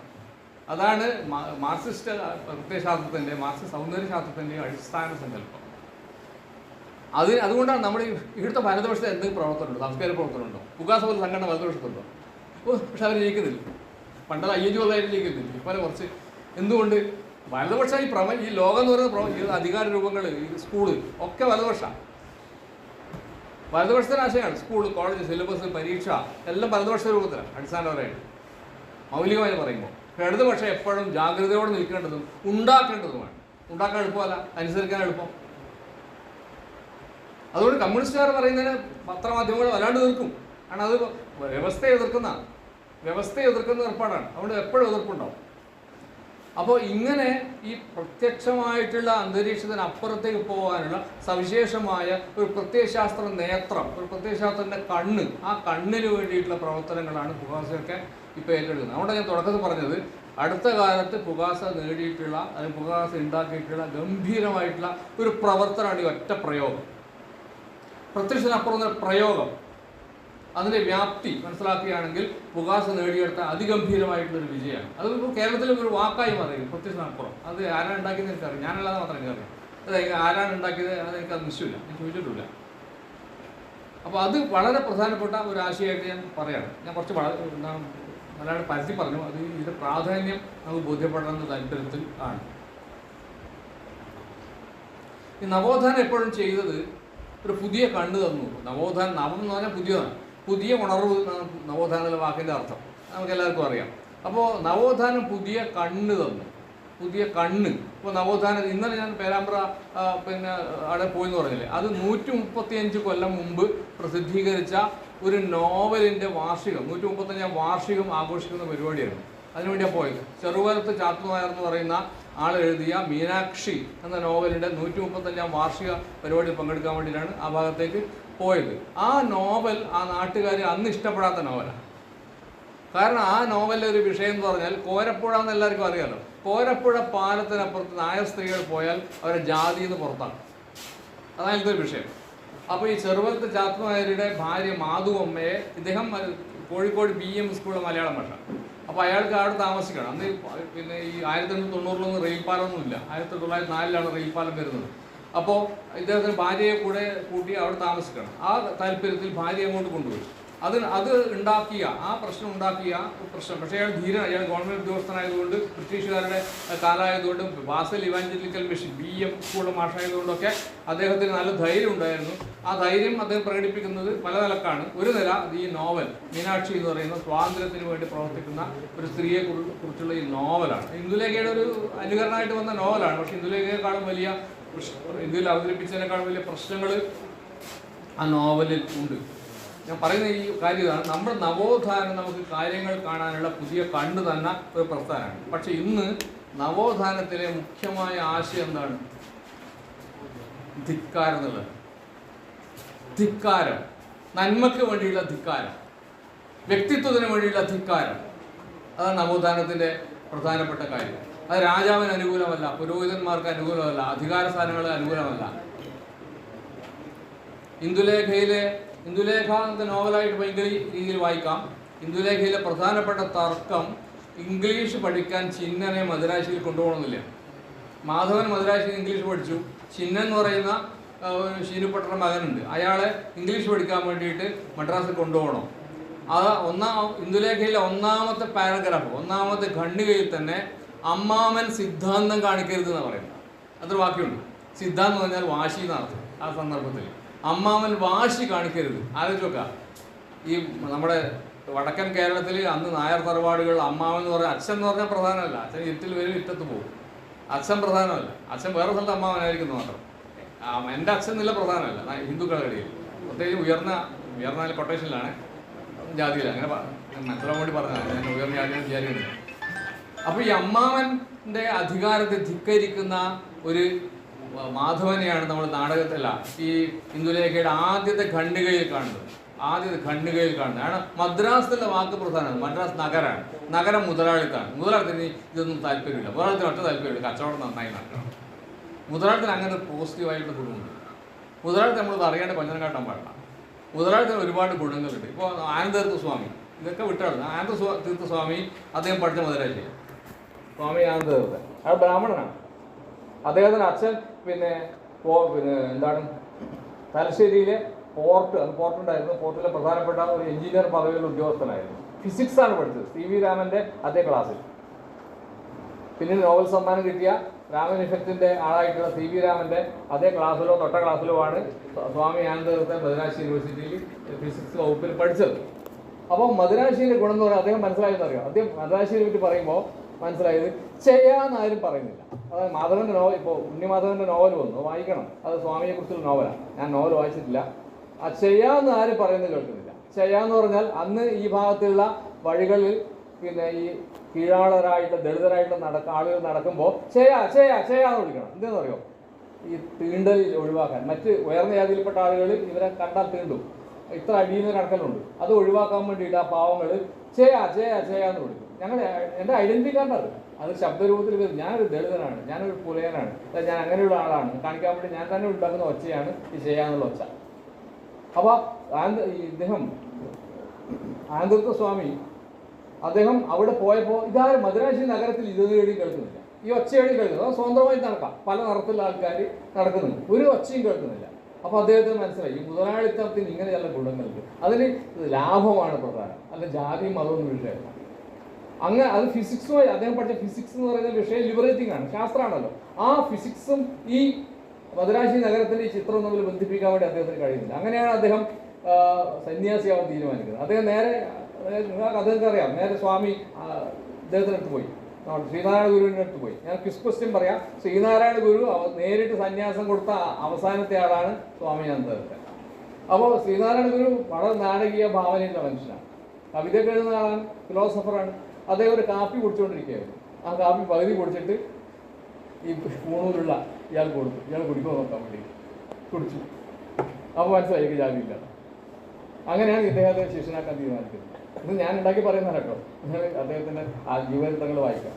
ജീവചരിത്രങ്ങൾ ഇംഗ്ലീഷും മലയാളത്തിലൊക്കെ ആനന്ദതീർത്ഥൻ്റെ ജീവചരിത്രങ്ങളുണ്ട്. ഞാൻ പറയുന്നത് അദ്ദേഹത്തിന് കാര്യങ്ങളെ അപ്പുറത്ത് കാണാൻ പറ്റിയിരുന്നു, പ്രത്യക്ഷത്തിന് അപ്പുറത്തേക്ക്. ഒരു കഥ കൂടി പറഞ്ഞ ആനന്ദതീർത്ഥൻ്റെ കഥ നിർത്താം. നിസ്സാരാണെന്ന് തോന്നുന്നു. ആനന്ദതീർത്ഥൻ്റെ ആശ്രമം നിങ്ങൾക്ക് അറിയാലോ, പയ്യന്നൂർ ആശുപത്രിൻ്റെ കുറച്ച് വടക്ക് അന്നൂർ പോകുന്ന വഴിക്കാണ്. അവിടെ തൊട്ടതിന് മുമ്പിൽ തന്നെ ഇപ്പം കണ്ട ഭീകരത, ഞങ്ങൾ കോളേജ് പഠിക്കുന്ന കാലത്തൊക്കെ അത് രാത്രിയിൽ നാടകം കണ്ട് പേടിയും, കാരണം ശ്മശാനാണ്. ഇദ്ദേഹം ഒരു പന്ത് വാങ്ങിച്ചു, ഒരു പന്ത്. ആശ്രമത്തിൽ കുട്ടികളുണ്ട്, ഹരിജൻ കുട്ടികളാണ്. അവരുടെ വലിയ നിലക്കെത്തിയ പല ആൾക്കാരുണ്ട്, പല പേരുകൾ മനസ്സിൽ വരുന്നുണ്ട്, പറയുന്നില്ല. നല്ല നിലാവുള്ള രാത്രികളിൽ ആനന്ദതീർത്ഥ സ്വാമി എൻ്റെ എല്ലാം പൊക്കേ ഉള്ളൂ. ഈ കുട്ടികളെ കണ്ടാൽ കുട്ടിയെ ദൂരം നോക്കിയാൽ ഈ കുട്ടികളോട് ഫുട്ബോൾ കളിക്കും. ഈ ശ്മശാനത്തിൽ പോയിട്ട് എന്തിനാ? ഇതിലൊന്നുമില്ല. ഈ ശ്മശാനത്തിൽ കാളിയോ കൂളിയോ പ്രേതോ ഭൂതോ ഒന്നുമില്ല എന്ന് കാണിക്കാൻ വേണ്ടി നിലാവിൽ ഫുട്ബോൾ കളിക്കും. അത് വല്ലാതെ ക്രിയേറ്റിവിറ്റി ഇല്ലേ ആർക്കും തോന്നി. ഫുട്ബോളിൽ ഇങ്ങനെ ഉപയോഗമുണ്ടെന്ന് മനസ്സിലാക്കിയിട്ടില്ല. ഫുട്ബോൾ നൂറുകണക്കിന് ഉപയോഗമുണ്ട്, പക്ഷേ ഇങ്ങനെ ഉപയോഗമുണ്ടെന്ന് മനസ്സിലാക്കി. അതാ ഭാവന എന്ന് പറയുന്നത്, നവോത്ഥാന ഭാവന. ഈ നവോത്ഥാന ചരിത്രത്തിൽ ഗംഭീരമായിട്ടുള്ള ഭാവനയുണ്ട്, ഓർമ്മിക്കുക. നമുക്കിപ്പോൾ സങ്കല്പിക്കാനാണ്, നമുക്ക് വലിയ വിദ്യാഭ്യാസമൊക്കെ ഉണ്ട് അല്ലേ, നമ്മൾ കുറേ PhD കാരൊക്കെ ഉണ്ട് നമ്മുടെ കൂട്ടത്തിൽ. പക്ഷെ അവർക്കൊന്നും ഇല്ലാത്ത മട്ടിലുള്ള വളരെ തീക്ഷ്ണമായ നല്ല മൂർച്ചയുള്ള ഭാവനകളുടെ മഹാസമാഹാരം കൂടിയാണ് ഈ നവോത്ഥാനം. അതിന് ഒരു പയ്യന്നൂർ തെളിവാണ്. ഇത് പയ്യന്നൂരാണ്. ഇന്ന് നമുക്ക് അരമണിക്കൂർ വേണ്ട പോയി അത്യാവശ്യ സ്ഥലമാണ് ആനന്ദതീർത്ഥ സ്വാമി. അദ്ദേഹം പെട്ടെന്ന് തോന്നിയാണ് ഈ കുട്ടികൾ ഫുട്ബോൾ കളിച്ചാൽ ഭയം ഇല്ലാതാക്കാം. ഭയത്തെക്കുറിച്ച് പ്രസംഗിച്ചിട്ടൊരു കാര്യമില്ല. ഭയത്തെക്കുറിച്ച് പ്രസംഗിച്ചാൽ ഒരുപക്ഷെ ഭയം കൂടുകയുള്ളൂ. ഇവരെ ഭയം ഇല്ലാതാക്കാൻ ഈ പ്രവർത്തനം നല്ലത്. പ്രത്യക്ഷത്തിന് അപ്പുറത്തേക്ക് പോകാൻ വേണ്ടി അദ്ദേഹത്തിന് സാധിച്ചു. ഞാൻ ഇങ്ങനെ കഥകൾ പറഞ്ഞാൽ പറയും. ഇന്ന് ഇത് കുറയുകയാണ് എന്ന് വിചാരിക്കണം. പൊതുവെ ഈ പ്രത്യക്ഷത്തിന് അപ്പുറത്തേക്ക് പോകാനുള്ള താല്പര്യം അല്ലെങ്കിൽ ശ്രദ്ധ പൊതുവെ കുറയുകയാണെന്ന ഒബ്സർവേഷനാണ് സംഘത്തിന് പൊതുവെ ഉള്ളത്. ഇന്ന് ഒരു വാക്യം പറയട്ടെ, സുഖം it has become an ideology. സുഖം എന്നുള്ളത് ഒരു പ്രത്യയശാസ്ത്രമായി മാറിയിരിക്കുന്നു. അതുകൊണ്ട് നമ്മൾ സുഖത്തിന് വേണ്ടി ആരുമായും ഏത് ആളുമായും ഏത് സാഹചര്യവുമായും ചേർന്ന് പോകാൻ തയ്യാറാണ്. ഇത് പ്രശ്നം. അവിടെ നമ്മുടെ ഭാഷയിൽ മാറ്റം വരുന്നു. ഈ ചിരിക്കുന്ന മനുഷ്യർ വളരെ കുറവായിരുന്നു. ശ്രദ്ധിച്ചിട്ടുണ്ടോ? പഴയ കാലത്ത്. ഇപ്പം എല്ലാവരും ചിരിക്കും. കാരണം എല്ലാവരും ചിരിച്ചാൽ പിന്നെ നമുക്ക് വലിയ പിന്തുണ കിട്ടും. ശത്രുത പലപ്പോഴും ക്രിയേറ്റീവാണ്. ശത്രുത ആവശ്യം ശത്രുത തന്നെ വേണം. സർവസമ്മതനാവുക എന്ന് പറയുന്നത് അപകടമാണ്. നിലപാടില്ലാതെ ജീവിക്കുക അപകടമാണ്. അപ്പോൾ സുഖം എന്നുള്ളത് ഒരു ഐഡിയോളജി പോലെ, ഒരു പ്രത്യയശാസ്ത്രം പോലെ ആയിരുന്നു. അപ്പം ശരീരസുഖം, മറ്റു സുഖങ്ങൾ, നല്ല പോസിറ്റീവായിട്ടുള്ള കാര്യങ്ങൾ മാത്രം കേൾക്കുക, അങ്ങനെയല്ല ലോകം. പോസിറ്റീവ് എന്നുള്ള വാക്കുണ്ടാവുന്നത് നെഗറ്റീവ് എന്നുള്ള വാക്കുള്ളതുകൊണ്ടാണ്. നെഗറ്റീവായ ആശയങ്ങൾക്കും പ്രാധാന്യമുണ്ട്. അതും കൂടി നമ്മൾ ശ്രദ്ധിക്കേണ്ടത് ആയിട്ട് ഉണ്ട്. ഇപ്പോൾ ഗാന്ധിയുടെ ഒരു ഓർമ്മ പറയാം, അല്ല EMS ഓർമ്മ. EMS ഗാന്ധിയെക്കുറിച്ച് കാര്യമായിട്ട് എഴുതിയിട്ടുണ്ട്. EMS ചെറുപ്പക്കാരനായിരുന്ന കാലത്ത് കോൺഗ്രസ് സോഷ്യലിസ്റ്റ് പാർട്ടിയിൽ ഒരു സമ്മേളനത്തിൽ പങ്കെടുക്കാൻ വേണ്ടി കൽക്കട്ടയിൽ പോയി, ബംഗാളിൽ പോയിട്ട് അസൻസോൾ എന്ന റെയിൽവേ സ്റ്റേഷനിൽ, സാധാരണ റെയിൽവേ സ്റ്റേഷനാണ്, രാത്രിയിലെത്തി 12:30 മണിക്ക്, നല്ല തണുപ്പുണ്ട്. അപ്പോൾ വലിയ വണ്ടി നിന്നപ്പോൾ സമയത്ത് വലിയ ആൾക്കൂട്ടം. അപ്പോൾ EMS ചെറുപ്പക്കാരനാണ്, നല്ല കുഞ്ഞുമുണ്ട്, അവസാന കാലത്തുള്ളതിനേക്കാളും. EMS കുഞ്ഞുന്ന് ഇംഗ്ലീഷിൽ വാട്ട് ഈസ് ഹാപ്പനിങ് ഹിയർ ഞാൻ ചോദിച്ചു, എന്താണ് ഇവിടെ സംഭവിക്കുന്നത്, എന്താ അപകടം പറ്റിയോ? അപ്പോൾ ഇദ്ദേഹം പറഞ്ഞു, മറ്റേ വണ്ടിയിൽ പുള്ളിയുണ്ട്, മറ്റേ കോച്ചിൽ അതേ പുള്ളി ഗാന്ധി വരുന്നുണ്ട് ആ വണ്ടിയിൽ തന്നെ. EMS അറിഞ്ഞില്ല, ആ വണ്ടിയിൽ EMS അല്ല ഗാന്ധിക്കാരുണ്ട്. ഗാന്ധിയെ കാണാൻ വേണ്ടിയിട്ട് ആണ് ഇത്രയും ജനങ്ങൾ ഈ കൊടും മഞ്ഞത്ത് അവിടെ കൂടിയിരിക്കുന്നത്. അപ്പോൾ EMS സൂചിപ്പിക്കുന്നുണ്ട് ഈ ഗാന്ധിയെ അങ്ങനെ അവഗണിക്കാൻ പറ്റില്ല, ഇയാളെ നമ്മൾ പരിഗണിക്കേണ്ടതുണ്ട്. കാരണം ജനങ്ങൾ അയാളെ കൂടെയുണ്ട്, ജനങ്ങൾ ഗാന്ധി പറയുന്ന കാര്യങ്ങൾ ശ്രദ്ധിക്കാൻ തയ്യാറാണ്. ഇങ്ങനെ ഒരു ഏതാണ്ട് കുറ്റസമ്മതം പോലെ ഒരു അധ്യായത്തിൻ്റെ അവസാനം, അദ്ദേഹത്തിൻ്റെ പേരൊക്കെ മറന്നുപോയി, ഞങ്ങൾ പറയാൻ ഉദ്ദേശിച്ച് എഴുതിക്കൊണ്ട് വന്ന കാര്യമല്ല അത്. അദ്ദേഹത്തിൻ്റെ പേര് നിങ്ങൾ EMS ആത്മഹത്യയുടെ കയ്യിലുണ്ടാവും, അത് മറിച്ച് നോക്കാം. അത് ഒരു അധ്യായത്തിന് അവസാനം ഈ അസൻസോൾ റെയിൽവേ സ്റ്റേഷനിലെ കാര്യം, ഗാന്ധി സന്ദർശിക്കുന്ന കാര്യം EMS പറയുന്നുണ്ട്. അതിൻ്റെ ധ്വനിയാണ് ബാക്കി. ഞാൻ ഈ പറഞ്ഞ കാര്യങ്ങൾ ധ്വനിയാണ്, പക്ഷേ അപ്പുറത്തുള്ള കാര്യങ്ങളാണ്. പക്ഷേ ഗാന്ധി അദ്ദേഹം പരിഗണിക്കാൻ തുടങ്ങിയതിൻ്റെ ആദ്യത്തെ തെളിവാണ് അത് എന്ന് നമുക്ക് വായിക്കുമ്പോൾ മനസ്സിലാവും. അപ്പോൾ ഇങ്ങനെ കാര്യങ്ങളെ അപ്പുറത്ത് EMSയോട് നമുക്ക് പല വിയോജിപ്പുണ്ടല്ല, ഗാന്ധിയോട് EMS പല വിയോജിപ്പുണ്ട്. പക്ഷേ ഗാന്ധി ജനങ്ങളെ ആകർഷിക്കാൻ, അർദ്ധരാത്രിയിൽ വേണ്ടത്ര വസ്ത്രമില്ലാത്ത ജനങ്ങളെ ആകർഷിക്കാനുള്ള കരുത്ത്, പ്രത്യയശാസ്ത്രപരമായ കരുത്ത് ഉണ്ട് എന്നും സ്വാതന്ത്ര്യ സമരത്തിൻ്റെ കമ്മ്യൂണിസ്റ്റ് പ്രവർത്തനത്തിൻ്റെ കാര്യങ്ങൾ തീരുമാനിക്കുമ്പോൾ ഇങ്ങനെയുള്ള മാതൃകകളെ നമ്മൾ ശ്രദ്ധിക്കേണ്ടതുണ്ട് എന്നും EMS പറയുന്നുണ്ട്. കാരണം അദ്ദേഹത്തിന് പ്രത്യക്ഷത്തിനപ്പുറത്തേക്ക് പോകാൻ വേണ്ടി പറ്റിയെന്നുള്ളത്. ഇന്ന് പൊതുവെ സുഖം നൽകുന്ന ആശയം നമ്മൾ ഇത്തരം കാര്യങ്ങളെ വല്ലാതെ ചെറുതാക്കിയാണ്. ഞാൻ 10 മിനിറ്റുള്ള അവസാനിപ്പിക്കാം. അതുകൊണ്ട് സംഘാടനം എന്ന് പറയുന്നത് ഈ കേവലമായ സംഘാടനം കൊണ്ട് ആയില്ല. ഇന്ന് എളുപ്പമാണ്, കസേര ഫോൺ ചെയ്ത കഥകൾ വരും, ഭക്ഷണം വരും, ഇങ്ങനെ സംഘാടനം പൊതുവെ ലളിതമായി തീർന്നിട്ടുണ്ട്. പക്ഷെ സംഘാടനത്തിൻ്റെ ഭാഗമായിട്ട് ഇങ്ങനെയുള്ള വളരെ നിഷ്കർഷയോടുകൂടിയുള്ള നിശ്ചിതമായിട്ടുള്ള ആശയ സമരത്തിന് അന്തരീക്ഷം കൂടി ഉണ്ടാക്കണം. അത് വാടക വിളിച്ചാൽ കിട്ടില്ല, അത് ഫോൺ ചെയ്താൽ വരില്ല. ഇതാണ് നമ്മുടെ അടിസ്ഥാന പ്രശ്നം. തുറന്ന ചർച്ചകളുടെ, ക്രിയാത്മകമായ വിമർശനങ്ങളുടെ, വിശകലനങ്ങളുടെ ഒരു അന്തരീക്ഷം കൂടി ഉണ്ടാകുന്ന യോഗങ്ങൾ മാത്രമാണ് വിജയിക്കുന്ന യോഗങ്ങൾ. ബാക്കി ടൂറ് പോലെ വിനോദയാത്ര പോലെ മീറ്റിംഗ് പങ്കെടുക്കാൻ തിരിച്ചു വരാൻ സഞ്ചി ഉണ്ടാവും. ഇപ്പം എല്ലാ വീട്ടിലും മീറ്റിങ്ങിന് സഞ്ചി കൊണ്ട് നിറഞ്ഞിരിക്കും, എല്ലാ വീട്ടിലും ഉണ്ട്. അത് സഞ്ചിയൊക്കെ നല്ലതന്നെ, എനിക്ക് സഞ്ചി കിട്ടിയാൽ കളയാറൊന്നുമില്ല, കൂട്ടിച്ചു വെക്കാറുണ്ട്. പക്ഷെ അത് മാത്രമാണ് അല്ലെങ്കിൽ നല്ല താമസം. ഇതൊക്കെ വേണം കേട്ടോ, എന്ന് ഞാൻ നിഷേധിക്കുന്നതല്ല. ഇതൊക്കെ കേരളം മാറി, നമ്മുടെ ധനസ്ഥിതി മാറി, ഒക്കെ വേണം. പക്ഷേ നിശ്ചിതമായിട്ടുള്ള തുറന്ന ചർച്ചകൾ ഉണ്ട്. പ്രത്യേകിച്ച് പുരോഗമന സാഹിത്യ സംഘത്തിൻ്റെ പോലുള്ള ഒരു പ്രസ്ഥാനത്തിൽ ഈ കാര്യം വളരെ വളരെ പ്രധാനപ്പെട്ട ഒരു കാര്യമാണ്. അല്ലാതെ സംഘാടനത്തിൻ്റെ മികവ് എന്ന് പറയുന്നത് നല്ല ഭക്ഷണം കൃത്യമായിട്ട് വന്നു, ഹോട്ടൽ മുറിയിൽ ചായ കൊണ്ട് തന്നു, ഇങ്ങനെയുള്ള കാര്യങ്ങൾക്ക് അതൊക്കെ നല്ല തന്നെ. ഹോട്ടൽ മുറിയിൽ നമുക്ക് ചായ കിട്ടിയ സന്തോഷം തന്നെ 6 മണിക്ക്. പക്ഷെ അതിനപ്പുറത്ത് ഒരുപാട് കാര്യങ്ങൾ ഉണ്ട്. ഈ ആശയങ്ങളുടെ ലോകം നഷ്ടപ്പെടുത്തുന്ന മനുഷ്യർക്ക് ഒരിക്കലും പ്രതിരോധത്തിൻ്റെ അന്തരീക്ഷം ഉണ്ടാക്കാൻ വേണ്ടി പറ്റില്ല. നമ്മൾ അറിയാതെ സ്വാംശീകരിച്ചു പോകുന്ന വലതുപക്ഷ ആശയങ്ങൾ നമ്മളെ നിത്യമായ അടിമകളാക്കി തീർക്കും. നമ്മളെ എഴുത്തുകൾ നിന്നു പോകും. അപ്പോൾ നമ്മുടെ കലാകാരന്മാരാണ്, കലാകാരികളാണ്, എഴുത്തുകാരികളാണ്. നമ്മുടെ എഴുത്ത് പോലും നിന്നു പോകും. നമ്മൾ അറിയില്ലാതെ, അത് വല്ലാത്ത മനഃശാസ്ത്രപരമായിട്ടുള്ള പ്രവർത്തനമാണ്. നമ്മൾ ഒരു വലതുപക്ഷ ജീവിതം ജീവിക്കുകയും വലതുപക്ഷ ആശയങ്ങൾ പിന്നെ സ്വീകരിക്കുമ്പോൾ വല്ലാത്തൊരു പ്രശ്നം ഉണ്ടാവില്ലേ. അതിനെക്കുറിച്ചുള്ള നാടകങ്ങളൊക്കെ നമുക്കുണ്ട്, പിന്നെ നാടകങ്ങളും കഥകളും നോവലുകളൊക്കെ നമുക്കുണ്ട്. അപ്പോൾ അത് നമ്മൾ ശ്രദ്ധിക്കും. വ്യക്തിപരമായിട്ട് നിങ്ങൾക്ക് എങ്ങനെ ഒരു ഇടതുപക്ഷ സ്വഭാവമുള്ള ആളായി ജീവിക്കാം എന്നുള്ളത് വളരെ പ്രധാനപ്പെട്ട ഒരു കാര്യമാണ്. അതുകൊണ്ട് പുകാസക്കാർ കേട്ട പോലത്തെ ചീത്ത കേരളത്തിൽ ഒരാളും പണ്ട് കേട്ടിരുന്നില്ല. ഇന്ന് പുകാസക്കാരാണ് ചീത്ത പറയുന്നില്ല, ശ്രദ്ധിച്ചില്ലേ, കുറവാണ്. എന്തുകൊണ്ട്? ഇത് പ്രധാനപ്പെട്ട ചോദ്യം. EP രാജഗോപാൽ സംസ്ഥാന വൈസ് പ്രസിഡന്റ് പരിചയപ്പെട്ടു, സന്തോഷം. ഞാൻ മറന്നുപോയ കാര്യമാണ്. എന്നെ ഞാൻ ചീത്ത പറയുന്നില്ല, എനിക്ക് അവാർഡ് തരുന്നേ ഉള്ളൂ. ഞാൻ എൻ്റെ കാര്യമായിട്ടാണ് പറയുന്നത്. എനിക്ക് എൻ്റെ പാഠപുസ്തകങ്ങൾ എൻ്റെ ഉണ്ടാവുന്നു, പിന്നെ ടെക്സ്റ്റ് ബുക്കിൽ ചേർക്കുന്നു, എല്ലാം സന്തോഷം. എന്തുകൊണ്ടെന്ന് അറിയാം, ഞാൻ പൊരുത്തപ്പെട്ടുകൊണ്ട് ഞാൻ എൻ്റെ കാര്യമല്ല പറയുന്നത്. ഞാൻ കോംറേഡ് എന്ന് പറഞ്ഞാൽ കോംറേഡിലെ വാക്ക് സിഒ എന്ന് കാണണമെങ്കിൽ ഇപ്പോൾ പേടിയാണ്. ഞാൻ റിവ്യൂടെല്ലാം പറയലുണ്ട്, സിഒ എന്നുള്ള വാക്ക് കോംറേഡിന്റെ മാത്രം ചുരുക്കമല്ല. It can be the short form of compromiser. Compromiser ഒത്തുതീർപ്പുകാരൻ്റെ ചുരുക്കം കൂടി ആവാം എൻ്റെ പേരിൽ വരുമ്പോൾ കോം എന്ന് പറയുമ്പോൾ. ഞാൻ കണ്ടവൻ ഒത്തുതീർപ്പ്, ഞാൻ മധ്യവർഗത്തെ സ്വഭാവം. പിന്നെ ഞാനിത് പുരോഗമന സാഹിത്യ സംഘക്കാരൻ, അങ്ങനെ ഒരു ചിന്ത ഞാൻ ഇടാം. ഞാൻ വേണം ഇത് വളർത്തി കെട്ടിയ ഭാഷയിൽ പറയാം. നമ്മൾ എല്ലാറ്റിനോടും പൊരുത്തപ്പെടുകയും വിജയത്തിൻ്റെ ആർത്തിയിൽ ജീവിക്കുകയും പുകാസക്കാരിയാണെന്ന് പറയുകയും ചെയ്യുന്നതിൽ വല്ലാത്ത വൈരുദ്ധ്യം. നമ്മളെ പുകാസ വിട്ടുപോകുന്നും വേണ്ട, വല്ലാതെ വൈരുദ്ധ്യമുണ്ട്. ആ വൈരുദ്ധ്യം പെരുകി വന്നാൽ പിന്നെ ആ പെരുകി വന്നാൽ ആ വലിയ ഡിച്ച് എന്ന് പറയും, ആ കുഴിയിൽ നമ്മൾ വീണു, പിന്നെ പുറത്തിറങ്ങാൻ പറ്റില്ല.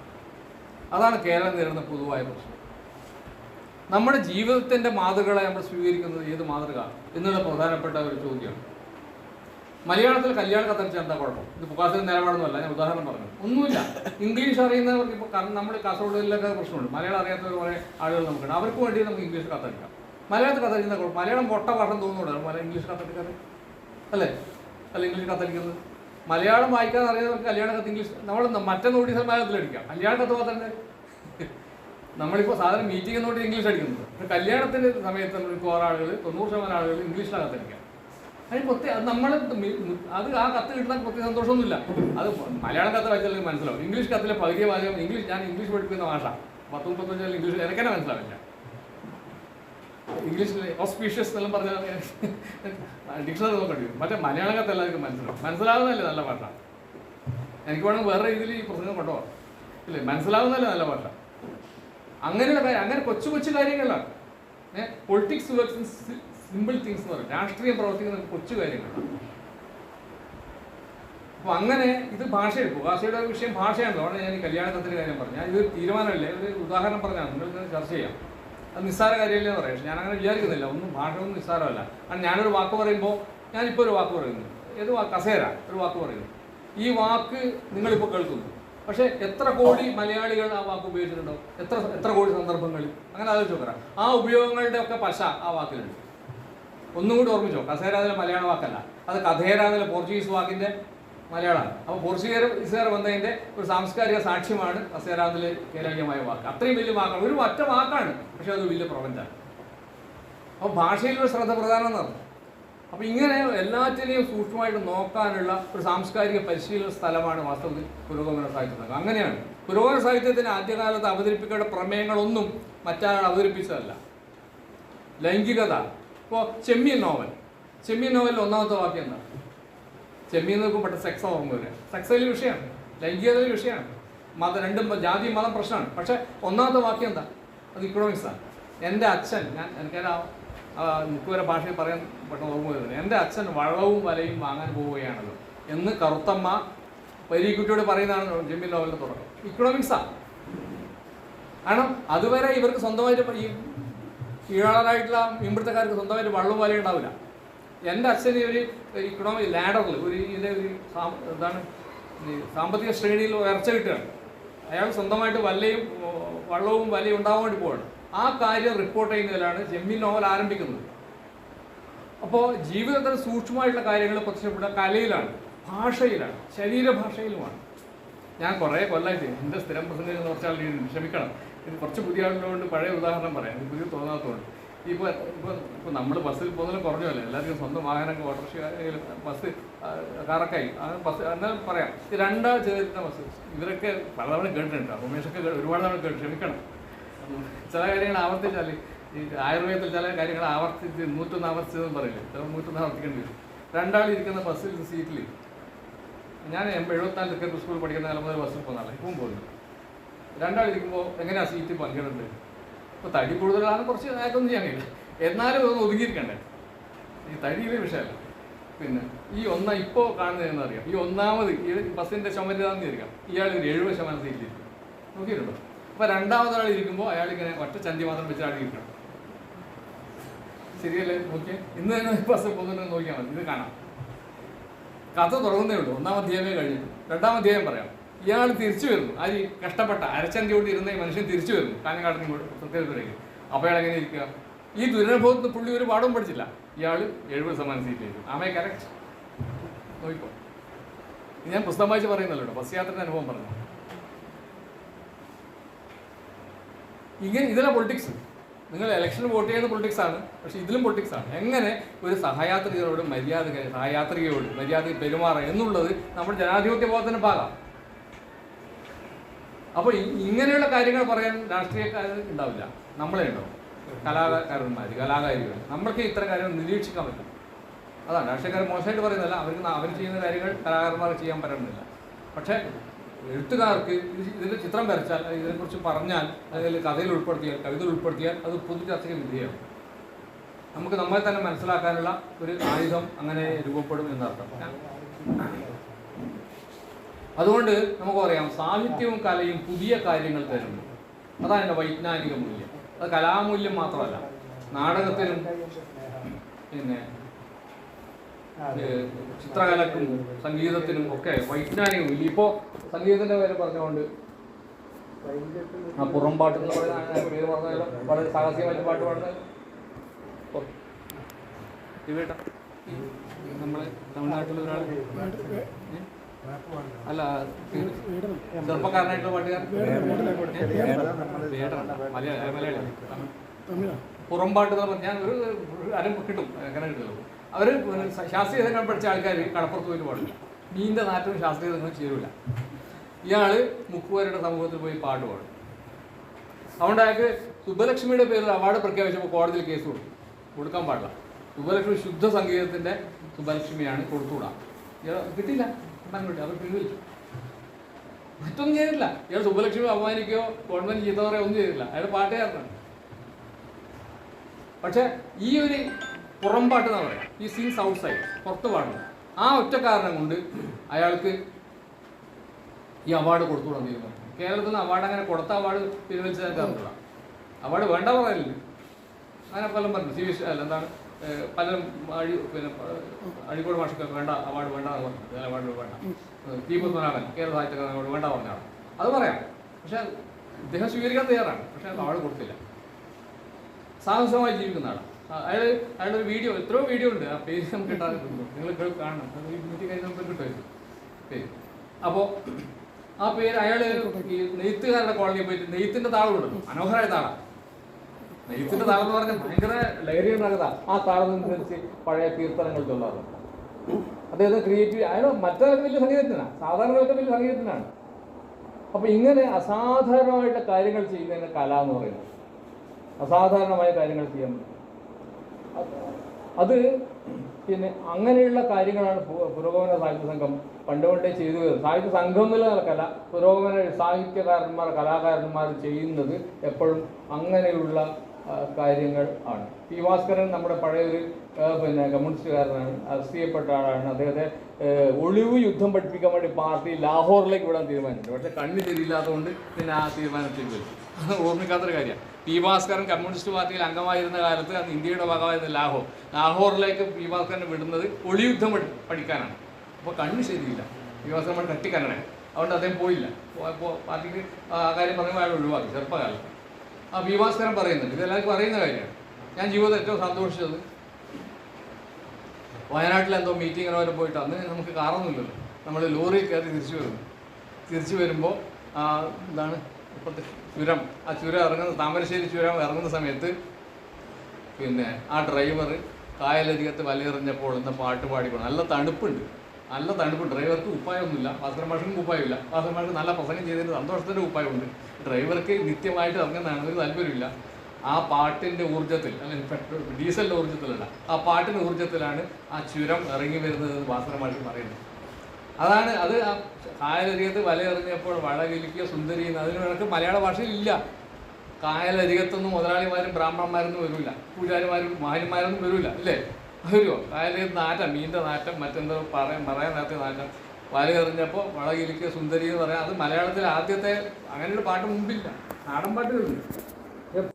സീരിയസ്ഡാണ്. അപ്പോൾ അദ്ദേഹം പിന്നെ അവതരിപ്പിക്കുന്ന വിഷയങ്ങൾ ലൈംഗികതയും മറ്റുമാണ് പലപ്പോഴും, ഭാവബോധം പോലുള്ള പ്രശ്നമാണ്. പക്ഷേ അതിന് സാമൂഹ്യ തലങ്ങളാണ് അദ്ദേഹം അവതരിപ്പിക്കുന്നത്. അദ്ദേഹം ഒരു പുതിയ അന്തരീക്ഷം ഉണ്ടാക്കി. ഇപ്പോൾ തകഴി, കേശവ, പൊൻകുന്നമൊക്കെ നമ്മൾ സ്ഥിരമായിട്ട് പറയുന്ന, ഇവരൊക്കെ നമ്മൾ പറയുന്നത് മന്ത്രം പോലെ പറയുന്നതല്ല, അവർ ഉൽപ്പാദിപ്പിച്ച ഒരു കാര്യം. ഞാൻ വേറൊരു ഉദാഹരണം പറയാം. ഞാൻ പൊൻകുന്നമർക്കിയുടെ വീട്ടിലൊരു കാണാൻ വേണ്ടി പോയി. എന്നെ അദ്ദേഹത്തിന് അറിയില്ല, ആരും അറിയില്ല ആ കാലത്ത്, കാരണം വയസ്സനായി. അപ്പോൾ ഞങ്ങളെ കൂടി ഉണ്ടായിരുന്ന എന്നെ വഴികാട്ടിയായിട്ടുള്ള ഒരാൾ ഒരു ഔചിത്യം പാലിക്കാതെ ചോദ്യം ചോദിച്ചു, വർഗീസ് സാറിന് നല്ല പ്രായമൊക്കെ ആയല്ലോ. പിന്നെ പ്രായം തന്നെ ആവുമല്ലോ, അതിന് പ്രത്യേകിച്ച് ശ്രമമൊന്നും വേണ്ടല്ലോ എന്ന് പറഞ്ഞിട്ട് ഞങ്ങോട്ട് പറഞ്ഞു. പുള്ളി പറയും ഇപ്പോൾ പിന്നെ അദ്ദേഹത്തിൻ്റെ ഭാര്യയുടെ പേര് അക്കാമ്മ, കൃത്യമല്ല എന്നെ ഓർമ്മ പറയും. അക്കാമ്മ പിന്നെ എന്താ മരിച്ചപ്പോൾ എന്താ ചെയ്തത് അയാൾ കേട്ടില്ല, ചെവി ശരിക്കും കേൾക്കുന്നു. അപ്പോൾ ഇയാൾക്ക് ഈ പോയ ആൾക്ക് ഞാൻ പറയണ കൈ കാണിക്കുന്നുണ്ട്, പക്ഷെ പുള്ളി പേര് ആവേശത്തിലാണ്. ഇദ്ദേഹത്തെ ചോദിച്ചു, അതാ വർഗീസ് സാർ, ഇയാൾക്ക് പഴയ മാഷായിരുന്നു അവിടെ വർഗീസ് സാറിനില്ല. വർഗീസ് സാർ മരിച്ച എന്താ ചെയ്യാൻ വേണ്ടി പോകുന്നു? പ്രായമുള്ള മനുഷ്യർ ചോദിക്കാൻ പാടില്ലാത്ത ചോദ്യം. മരണം ഇന്നോ നാളെയോ സംഭവിക്കാനിടയിലാണ് ഒരിക്കലും ചോദിക്കാൻ പാടില്ല. പക്ഷേ ഇയാൾക്ക് ഔചിത്യം വളരെ കുറവാണ്. ഇയാൾ നല്ല കാറിയാത്ത ഡ്രൈവറും പറ്റും, അവിടെ കൊണ്ടുപോകാൻ എടുക്കണം, പക്ഷേ ഔചിത്യം വളരെ കുറവാണ്. അപ്പോൾ വർഗീസ് സാറ് ഒരു മുണ്ടിങ്ങനെ അഴിഞ്ഞു വന്ന് ഒറ്റ മുണ്ടേ ഉള്ളൂ, ഒരു മുണ്ടന്നെ ഇങ്ങനെ ഇട്ടുകൊണ്ട് ഇങ്ങനെ പറഞ്ഞത് വലിയ കുഴപ്പം ഇറക്കുന്നുണ്ട്. അപ്പോൾ ഇയാൾ നല്ല വീഡിയോ എടുക്കുന്നുണ്ട്. വീഡിയോ ഒന്നൊരു വീഡിയോ കഴിഞ്ഞാൽ ഉടനെ മറ്റേ വീഡിയോ. അപ്പോൾ പുറത്തേക്ക് തുപ്പിയിട്ട് പറഞ്ഞു, എവിടെ അടക്കുന്ന ചോദിച്ചു. പള്ളിയൊക്കെ എതിരാ, പള്ളിയെ സ്വർണ്ണ അല്ലേ അറിയാലോ, പള്ളി പുരോഹിതന്മാരൊക്കെ ഇതൊക്കെ നാടകവും കഥയൊക്കെ കഴിയാണ്. ഇങ്ങനെ കാർത്തി തുപ്പിയിട്ട് പറഞ്ഞു അവിടെ.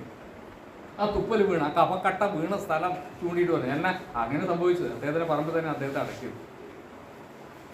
അതൊരു തുപ്പൽ പോലും, ഒരു പുരോഗമന സാഹിത്യകാരന് ഒരു കഫം തുപ്പൽ പോലും ഒരു സൗന്ദര്യാത്മകമായ പ്രവർത്തനമാണ്. ഞാൻ നേരിട്ട് കണ്ടതാണ്.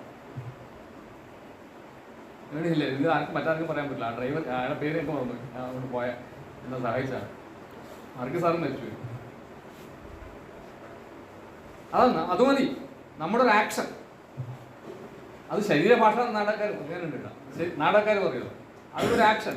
അപ്പോൾ അങ്ങനെയുള്ള ആവിഷ്കാരങ്ങളുടെ ഒരു അന്തരീക്ഷം സൃഷ്ടിക്കുക, അങ്ങനെയാണ്, അതാണ് വ്യത്യസ്തമായ പ്രവർത്തനം. എല്ലാവരോടും പൊരുത്തപ്പെട്ട് എല്ലാവരും രാജവർമ്മ ജോറ എന്ന് പറയിക്കലല്ല. അങ്ങനെ ജീവിതം പരാജയം. എൻ്റെ കാര്യമല്ല പറഞ്ഞത്, നമ്മുടെ ജീവിതം പരാജയം. എല്ലാവരും അംഗീകാരം നേടുക എന്നല്ല, ഇങ്ങനെ വ്യത്യസ്തമായ കാര്യങ്ങൾ, പുതിയ ഉണർവുണ്ടാക്കുന്ന, പുതിയ കണ്ണു തുറപ്പിക്കുന്ന കാര്യങ്ങൾ ചെയ്യാൻ പറ്റുക എന്നുള്ളതാണ് വാസ്തവത്തിൽ പുരോഗമന സാഹിത്യ പ്രവർത്തനം. പുരോഗമനം എന്ന് പറയാൻ എന്താ? മുന്നോട്ട് പോവുക എന്നാണ്. മുന്നോട്ട് പോവുക, അധോഗമനം എന്നുള്ള വാക്കിന് എതിർവാദം. അപ്പോൾ മുന്നോട്ട് പോകണമെങ്കിൽ വ്യത്യസ്തമായിട്ട് നമുക്ക് കാര്യങ്ങൾ കാണാൻ പറ്റും. നല്ല ചരിത്രബോധം വേണം. നമ്മുടെ നാട്ടിനെക്കുറിച്ച് പ്രത്യേകിച്ച്, ഞാൻ ഇടയിലക്കാട്ടിലെ മരങ്ങളെക്കുറിച്ച് പറഞ്ഞ വെറുതെ അല്ല. ഇടയിലക്കാട്ടിലെ മനുഷ്യർക്ക്, മാണിയാട്ടിനെ കുറിച്ച്, ഇടയിലക്കാട്ടിലെ മനുഷ്യർക്ക് ഇടയിലക്കാട്ടിനെ കുറിച്ച് നല്ല ധാരണ ഉണ്ടാവുക. ഇവിടുത്തെ മനുഷ്യർ ഇപ്പോൾ ശ്രീധരേട്ടനിട്ടിരിക്കുന്നുണ്ട്. ശ്രീധരനെ പോലുള്ള ആൾക്കാർ പിന്നെ ഞങ്ങൾക്കൊക്കെ മുമ്പ് അദ്ദേഹം സംസാരിക്കുമ്പോൾ പഴയ പാർട്ടി പ്രവർത്തനം ഇക്കാര്യം ഞങ്ങൾ പലതവണ സംസാരിച്ചിട്ടുണ്ട്. അദ്ദേഹം ഓർക്കുന്നുണ്ടോ പല കാര്യങ്ങൾ, കുറേയൊക്കെ മറന്നു പോയിട്ടുണ്ടാവും. പക്ഷെ നമ്മൾ കുറേ കാര്യങ്ങൾ തലയിലുണ്ട്. സാഹസിക വെള്ളം കെട്ടുണ്ടാക്കിയ പ്രശ്നം, വെള്ളമാണ് എടുത്തത് പ്രധാനപ്പെട്ട വിഷയം, അത് ബുദ്ധിമുട്ട്, അങ്ങനെയൊക്കെ ചേർന്ന ഒരു സമഗ്രമായിട്ടുള്ള ജീവിതബോധം ഉണ്ടാക്കുക. നോവലിൻ്റെ പ്രാധാന്യത, നോവൽ സമഗ്രതയുടെ പ്രസംഗം പോലെയല്ല, നോവൽ സമഗ്രതയുടെ ഒരു പാഠം. നോവലിൽ എല്ലാ വിഷയങ്ങളും ഉൾപ്പെടുത്താം, എന്തും കുത്തി നിറക്കാവുന്ന ഒന്നാണ് നോവൽ. അപ്പോൾ ആ നിലക്ക് ജീവിതാനുഭവങ്ങളും ഒക്കെ ഏറ്റവും പ്രധാനപ്പെട്ട ഒരു കാര്യം. അങ്ങനെ ഒരു ജൈവം, അല്ലാണ്ട് നമുക്ക് പാണ്ഡിത്യം കൊണ്ട് മാത്രം കാര്യം, പരമ്പരാഗതമായിട്ടുള്ള സ്കൂൾ രീതിയിലുള്ള പാണ്ഡിത്യം കൊണ്ട് കാര്യം, യൂണിവേഴ്സിറ്റി രീതിയിലുള്ള പാണ്ഡിത്യം കൊണ്ട് കാര്യമില്ല. ഇങ്ങനെയുള്ള ഒരു അന്തരീക്ഷം സൃഷ്ടിക്കാനാണ് പുരോഗമന സാഹിത്യ പ്രസ്ഥാനങ്ങൾ ശ്രമിച്ചു പോകുന്നത്. ഇപ്പോൾ PVK പനയാൽ പിന്നെ പൈവള്ളിക സമരത്തെക്കുറിച്ച് ഒരു നോവൽ എഴുതി. ഞാൻ വളരെ PVK ഇല്ലാത്തതുകൊണ്ട് ഞാൻ ചോദിക്കട്ടെ, എത്ര പേര് നമ്മൾ ശ്രദ്ധിച്ചിട്ടുണ്ടെങ്കിൽ മറുപടി പറയണ്ട, എല്ലാവരും വായിച്ചിട്ടുണ്ടെങ്കിൽ സന്തോഷം. പൈവള്ളിക വളരെ സാഹസികമായിട്ടുള്ള, നമ്മൾ ഈ ലാറ്റിൻ അമേരിക്കൻ നോവൽ കാണുന്ന പോലുള്ള ഭീകരമായ മർദ്ദനങ്ങളുടെ സ്ഥലമാണ് പൈവള്ളിക പണ്ട്. ആ പൈവള്ളിക സമരത്തെക്കുറിച്ചാണ് PVK പനയാളുടെ ഇളകിയാടുന്ന മൗനം. ആ പേര് കേൾക്കുമ്പോൾ കുറച്ച് അത്ര ശക്തിയില്ലാന്ന് തോന്നുന്നു. അതിൻ്റെ കഥ അദ്ദേഹത്തിന് ഇട്ട പേരല്ല അത് ഞാൻ പേര് പറയുന്നില്ല, വേറൊരാൾ മാറ്റിയതാണ്, ഒരു പത്രാധിപര് മാറ്റിയതാണ്. ആ വഴി മാറ്റേണ്ടിയിരുന്നില്ല, കുറച്ച് റഫായൊരു പേരാണ് നല്ലത്. അങ്ങനെ അത് നമ്മൾ വേറൊരു സാധനം ഉണ്ടാക്കാനാണ് നോക്കുന്നത്, അല്ലാണ്ട് എല്ലാവരോടും പൊരുത്തപ്പെട്ട് പോകാൻ അല്ല. ഞാൻ അവസാനിപ്പിക്കാം. അപ്പോൾ നമ്മുടെ സംഘം ഇപ്പോൾ ഇവിടുത്തെ ഒരു ഏജ്, ഒരു വയസ്സിൻ്റെ കണക്കൂട്ടിയാൽ കുറച്ച്, എനിക്കിപ്പോൾ 63 വയസ്സ് ഞാൻ കരുതി കൂട്ടി പറഞ്ഞതാണ്.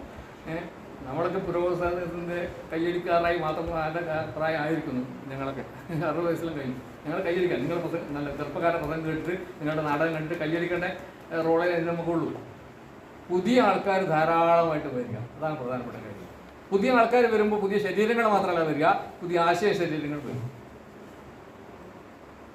പുതിയ ശരീരങ്ങളും പുതിയ ആശയ ശരീരങ്ങളുമുള്ള ആളുകൾ സംഘത്തിലേക്ക് ധാരാളമായി വരിക, എന്നാൽ മാത്രം സംഘം ജോറാവും. ഇതൊരു വിശ്രമ കേന്ദ്രമല്ല, ധാരാളം പുതിയ ആൾക്കാർ ശ്രമകേന്ദ്രങ്ങളാണ്. വിശ്രമം എന്നൊരു ശ്രമത്തിന് എതിർവാക്കാണെന്ന് നമ്മളെ അധ്യാപകരെ സംബന്ധിച്ചവരൊന്നും അറിയില്ല. ഏതായാലും ഞാനങ്ങനെ വിചാരിക്കുന്നു, ശ്രമത്തിൻ്റെ സ്ഥലമാണ്, വിശ്രമത്തിൻ്റെ സ്ഥലമല്ല. പുതിയ പുതിയ ഒരുപാട് ആശയങ്ങൾ വരട്ടെ. ചെറുപ്പക്കാരികൾ ധാരാളമായിട്ട് വരിക, യഥാർത്ഥ തൊഴിലാളികൾ വരിക. അത് വളരെ വളരെ വലിയ പ്രശ്നമാണ്. EMS പറയുന്നത്, ഞാൻ 3 ആളുകളെ കണ്ട് അഭിമാനിക്കുന്നു. ഞാൻ കേരളീയനാണ്, കേരളീയ നിലയ്ക്ക് ഞാൻ അഭിമാനിക്കുന്നത് 3 ആളുകളെ കണ്ടിട്ടാണ്. ഒന്ന്, കോഴിക്കോട് റെയിൽവേ സ്റ്റേഷനിലേക്ക് ഏതാണ്ട് കീറിയ കാക്കി ട്രൗസറും ഷർട്ടും ഇട്ട് തപ്പാൽ ഉരുപ്പടികൾ ഉന്തിക്കൊണ്ടുപോകുന്ന KT മുഹമ്മദിനെ കണ്ടിട്ട്. മറ്റൊന്ന്, ഒരു അലൂമിനിയം ഫാക്ടറിയിൽ ജോലി ചെയ്യുന്ന KS ജോർജിൻ്റെ പാട്ട് കേട്ടിട്ട്. ഇങ്ങനെ ഒരാൾ കൂടിയുണ്ട്, വിട്ടുപോയി. ഇങ്ങനെ 3 ആളുകളെ കണ്ടിട്ടാണ് ഞാൻ കേരളീയ നിലയ്ക്ക് അഭിമാനിക്കുന്നത്. അവരൊക്കെ വളർത്തിക്കൊണ്ടുപോകുന്ന പുരോഗമന സാഹിത്യ പ്രസ്ഥാനം കമ്മ്യൂണിസ്റ്റ് പ്രസ്ഥാനമാണ്. ഇവർ കേരളത്തിലെ ഏറ്റവും വലിയ കലാകാരന്മാരിൽ പെട്ടവരാണ്. ഈ 3 പേർ വിട്ടു, ഞാനങ്ങനെ എഴുതി കൊണ്ടുവന്നതിൽ അതൊന്നുമില്ല. EMS എഴുതിയിട്ടുണ്ട്. ഈ 3 പേരെ കുറിച്ച് ഒരു ലേഖനം EMS എഴുതിയിട്ടുണ്ട്. ഈ കാര്യം മാത്രം പറഞ്ഞു. സാധാരണ മനുഷ്യർ, അവർ ജീവിതാനുഭവങ്ങൾ. KT ഇന്ത്യയിലെ തന്നെ ഏറ്റവും വലിയ നാടകത്തിലുള്ള ഒരാളാണ് ഞാൻ വിചാരിച്ചു. ഞാൻ ഇംഗ്ലീഷും മലയാളത്തിലും ഒക്കെ ശ്രദ്ധിക്കുന്ന ഒരാളാണ്. ഇംഗ്ലീഷ് നാടകങ്ങളും ഒക്കെ പഠിപ്പിക്കേണ്ടി വന്ന ആളാണ് വായിച്ച. അത് ആ ഒരു അനുഭവം വെച്ച് പറയും, ഇന്ത്യയിലെ ഏറ്റവും പ്രധാനപ്പെട്ട നാടകത്തിലുള്ള ഒരാൾ കേട്ടി വന്നു. അദ്ദേഹം ഒരു അവതരിപ്പിച്ച വിഷയം പക്ഷേ അദ്ദേഹത്തിന് ചെറിയ വിദ്യാഭ്യാസമേ ഉള്ളൂ. അദ്ദേഹത്തെ അനുഭവം കോഴിക്കോട്ടെ അനുഭവങ്ങളാണ്. കോഴിക്കോട് റെയിൽവേ സ്റ്റേഷൻ, കോഴിക്കോട്ടെ പോസ്റ്റ് ഓഫീസ്, കോഴിക്കോട്ടെ ഹോട്ടൽ, കോഴിക്കോട്ടെ 3-ാം ഗേറ്റിനപ്പുറത്തെ വേശ്യ തെരുവുകൾ, കോഴിക്കോട്ടെ ആകാശവാണി, കോഴിക്കോട്ടെ കടൽ. ഇതാണ് KTയുടെ അടിസ്ഥാനം. ഇത് വെച്ചിട്ട് അത്ഭുതങ്ങൾ സൃഷ്ടിക്കുകയാണ്.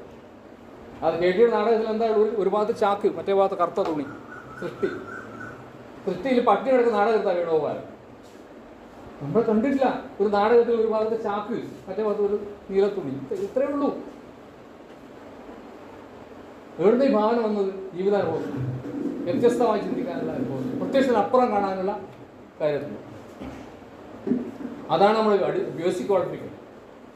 അവിടെ ധാരാളം ചെറുപ്പക്കാരികൾ പുതിയ പുതിയ ഭാവനകളുമായി, ഞെട്ടിപ്പിക്കുന്ന ഭാവനകളുമായി വരിക, അവർ സംഘടനയുടെ നേതൃ രംഗത്തുണ്ടാവുക എന്നുള്ളത് നമ്മുടെ വളരെ പ്രധാനപ്പെട്ട ഒരു കാര്യമാണ്.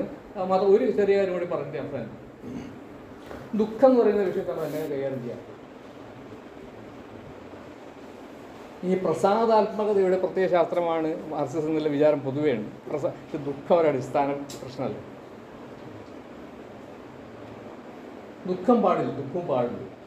ദുഃഖം ഒരു സോഷ്യൽ റിയാക്ഷൻ, സാമൂഹികമായിട്ട് പ്രതികരണം. ദുഃഖിച്ചിരിക്കുന്നു പറയുന്നത് എത്ര കുറ്റമൊന്നുമല്ല. എന്തുകൊണ്ട് ഒരാൾ ദുഃഖിച്ചിരിക്കുന്നു? അങ്ങനെ ആലോചിച്ചാൽ ദുഃഖവും ഒരു പ്രതികരണം. റവല്യൂഷണറി മെലങ്കളി, ഇതും ഒരു ആശയമാണ്. വിപ്ലവകരമായ വിഷാദം, ചില വിഷാദങ്ങൾ വിപ്ലവകരമാണ്. മാർക്സ് ഒന്നാന്തരം പ്രേമ കവിതകളുടെ ആഖ്യാതാവ് കൂടിയാണ്. അദ്ദേഹത്തിൻ്റെ ഭാര്യയ്ക്ക് മനോഹരമായിട്ടുള്ള പ്രേമഗീതങ്ങൾ അദ്ദേഹം അയച്ചിട്ടുണ്ട്. അത് മലയാളത്തിൽ വിവർത്തനം ചെയ്ത് ചില്ലറയാണെന്നല്ല, ONV കുറിപ്പാണ്. അതും ഒരു വിഷാദത്തെ തന്നെയും സാമൂഹിക ചരിത്രപരമായി കാണുക. എന്തുകൊണ്ടാണ് വിഷാദിയാവുന്നത്? അതും നമ്മൾ പൊതുവെ പറയാത്തതാണ്. പൂർവ്വ സാഹിത്യ സ്റ്റേജിൽ ആ വിഷയങ്ങൾ ആദ്യം പറയാറില്ല. ദുഃഖം എന്നുള്ള വിഷയമാണ്, അത് നമ്മുടെ വിഷയമാണ്. പ്രസാദം മാത്രമല്ല, സന്തോഷം മാത്രമല്ല, ആവേശം മാത്രമല്ല. ഇങ്ങനെ നമ്മൾ സംഘത്തെ ആശയപരമായി പുതുക്കുന്നതിന് അടുത്ത അധ്യായം എന്ന പോലെ പുതിയ പുതിയ പ്രവർത്തനങ്ങൾ ഉണ്ടാവും. അങ്ങനെ നമുക്ക് പുതിയ ഊർജ്ജം ഉണ്ടാവും. നമ്മളതിൽ പൈസയൊന്നുമില്ലല്ലോ. സാഹിത്യ സംഘത്തിന് പൈസയൊന്നുമില്ല. സാഹിത്യ സംഘത്തിന് ജില്ലാ സെക്രട്ടറി ആയാലും എന്തായാലും കടത്തിലേക്ക് പോകും. അതെല്ലാം ജില്ലാ സെക്രട്ടറിമാർക്കും അറിയാം. സംസ്ഥാന സെക്രട്ടറി എപ്പോഴും അവിടെയും പ്രശ്നങ്ങളാണ്. നമുക്ക് പൈസയൊന്നുമില്ല, പക്ഷെ നമുക്ക് ആശയങ്ങളുണ്ട്. കൂട്ടായ്മയുടെ ലഹരി ഏറ്റവും പ്രധാനപ്പെട്ട ലഹരിയാണ്. ആളെ കൂടെ നിൽക്കുമ്പോൾ ഒരു സന്തോഷം, അത് വല്ലാത്ത പുതിയ ആശയങ്ങളുണ്ടാവും. കൂടായി നിൽക്കുമ്പോൾ ഒരുപാട് ആശയങ്ങളുണ്ട്. ആ ലഹരി വളരെ വിമോചകമായ ലഹരിയാണ്. It is liberating energy. വിമോചകമായിട്ടുള്ള ലഹരിയാണ്. ഒറ്റക്ക് നിൽക്കുമ്പോൾ ഉണ്ടാവും. നമ്മുടെ അഭിപ്രായ വ്യത്യാസമുണ്ടാവും, അപ്പോൾ ഷാർപ്പായിട്ട് പറയുന്നില്ല. പക്ഷേ നമ്മൾ അടിസ്ഥാനമായിട്ട് ഒന്നാണ്, നമ്മളൊന്ന്.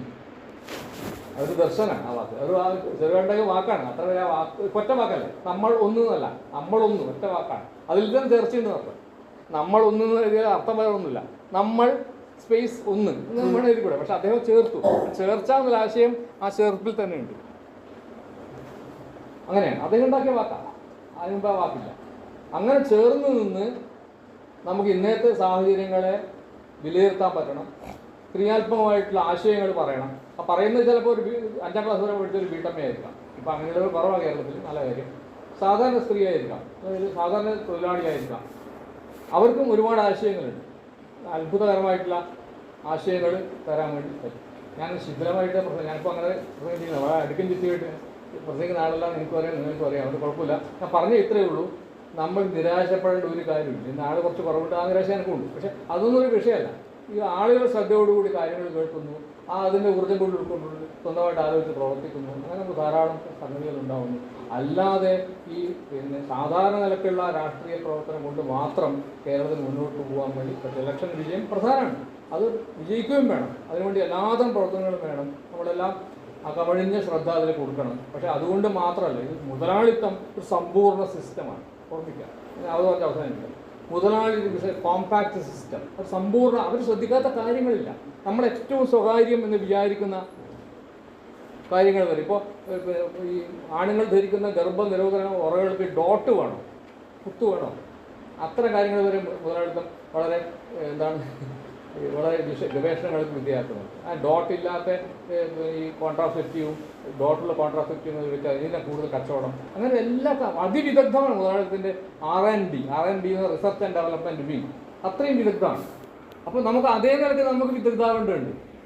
ഞാൻ പറയുന്നത് തെറ്റിദ്ധരിക്കരുത്, അത്രയും വിദഗ്ധമായിട്ട് നമുക്ക് പ്രവർത്തിക്കും. ഇത് വൈകുന്നേരത്തെ പ്രവർത്തനമല്ല, പോകാത്ത പ്രവർത്തനം.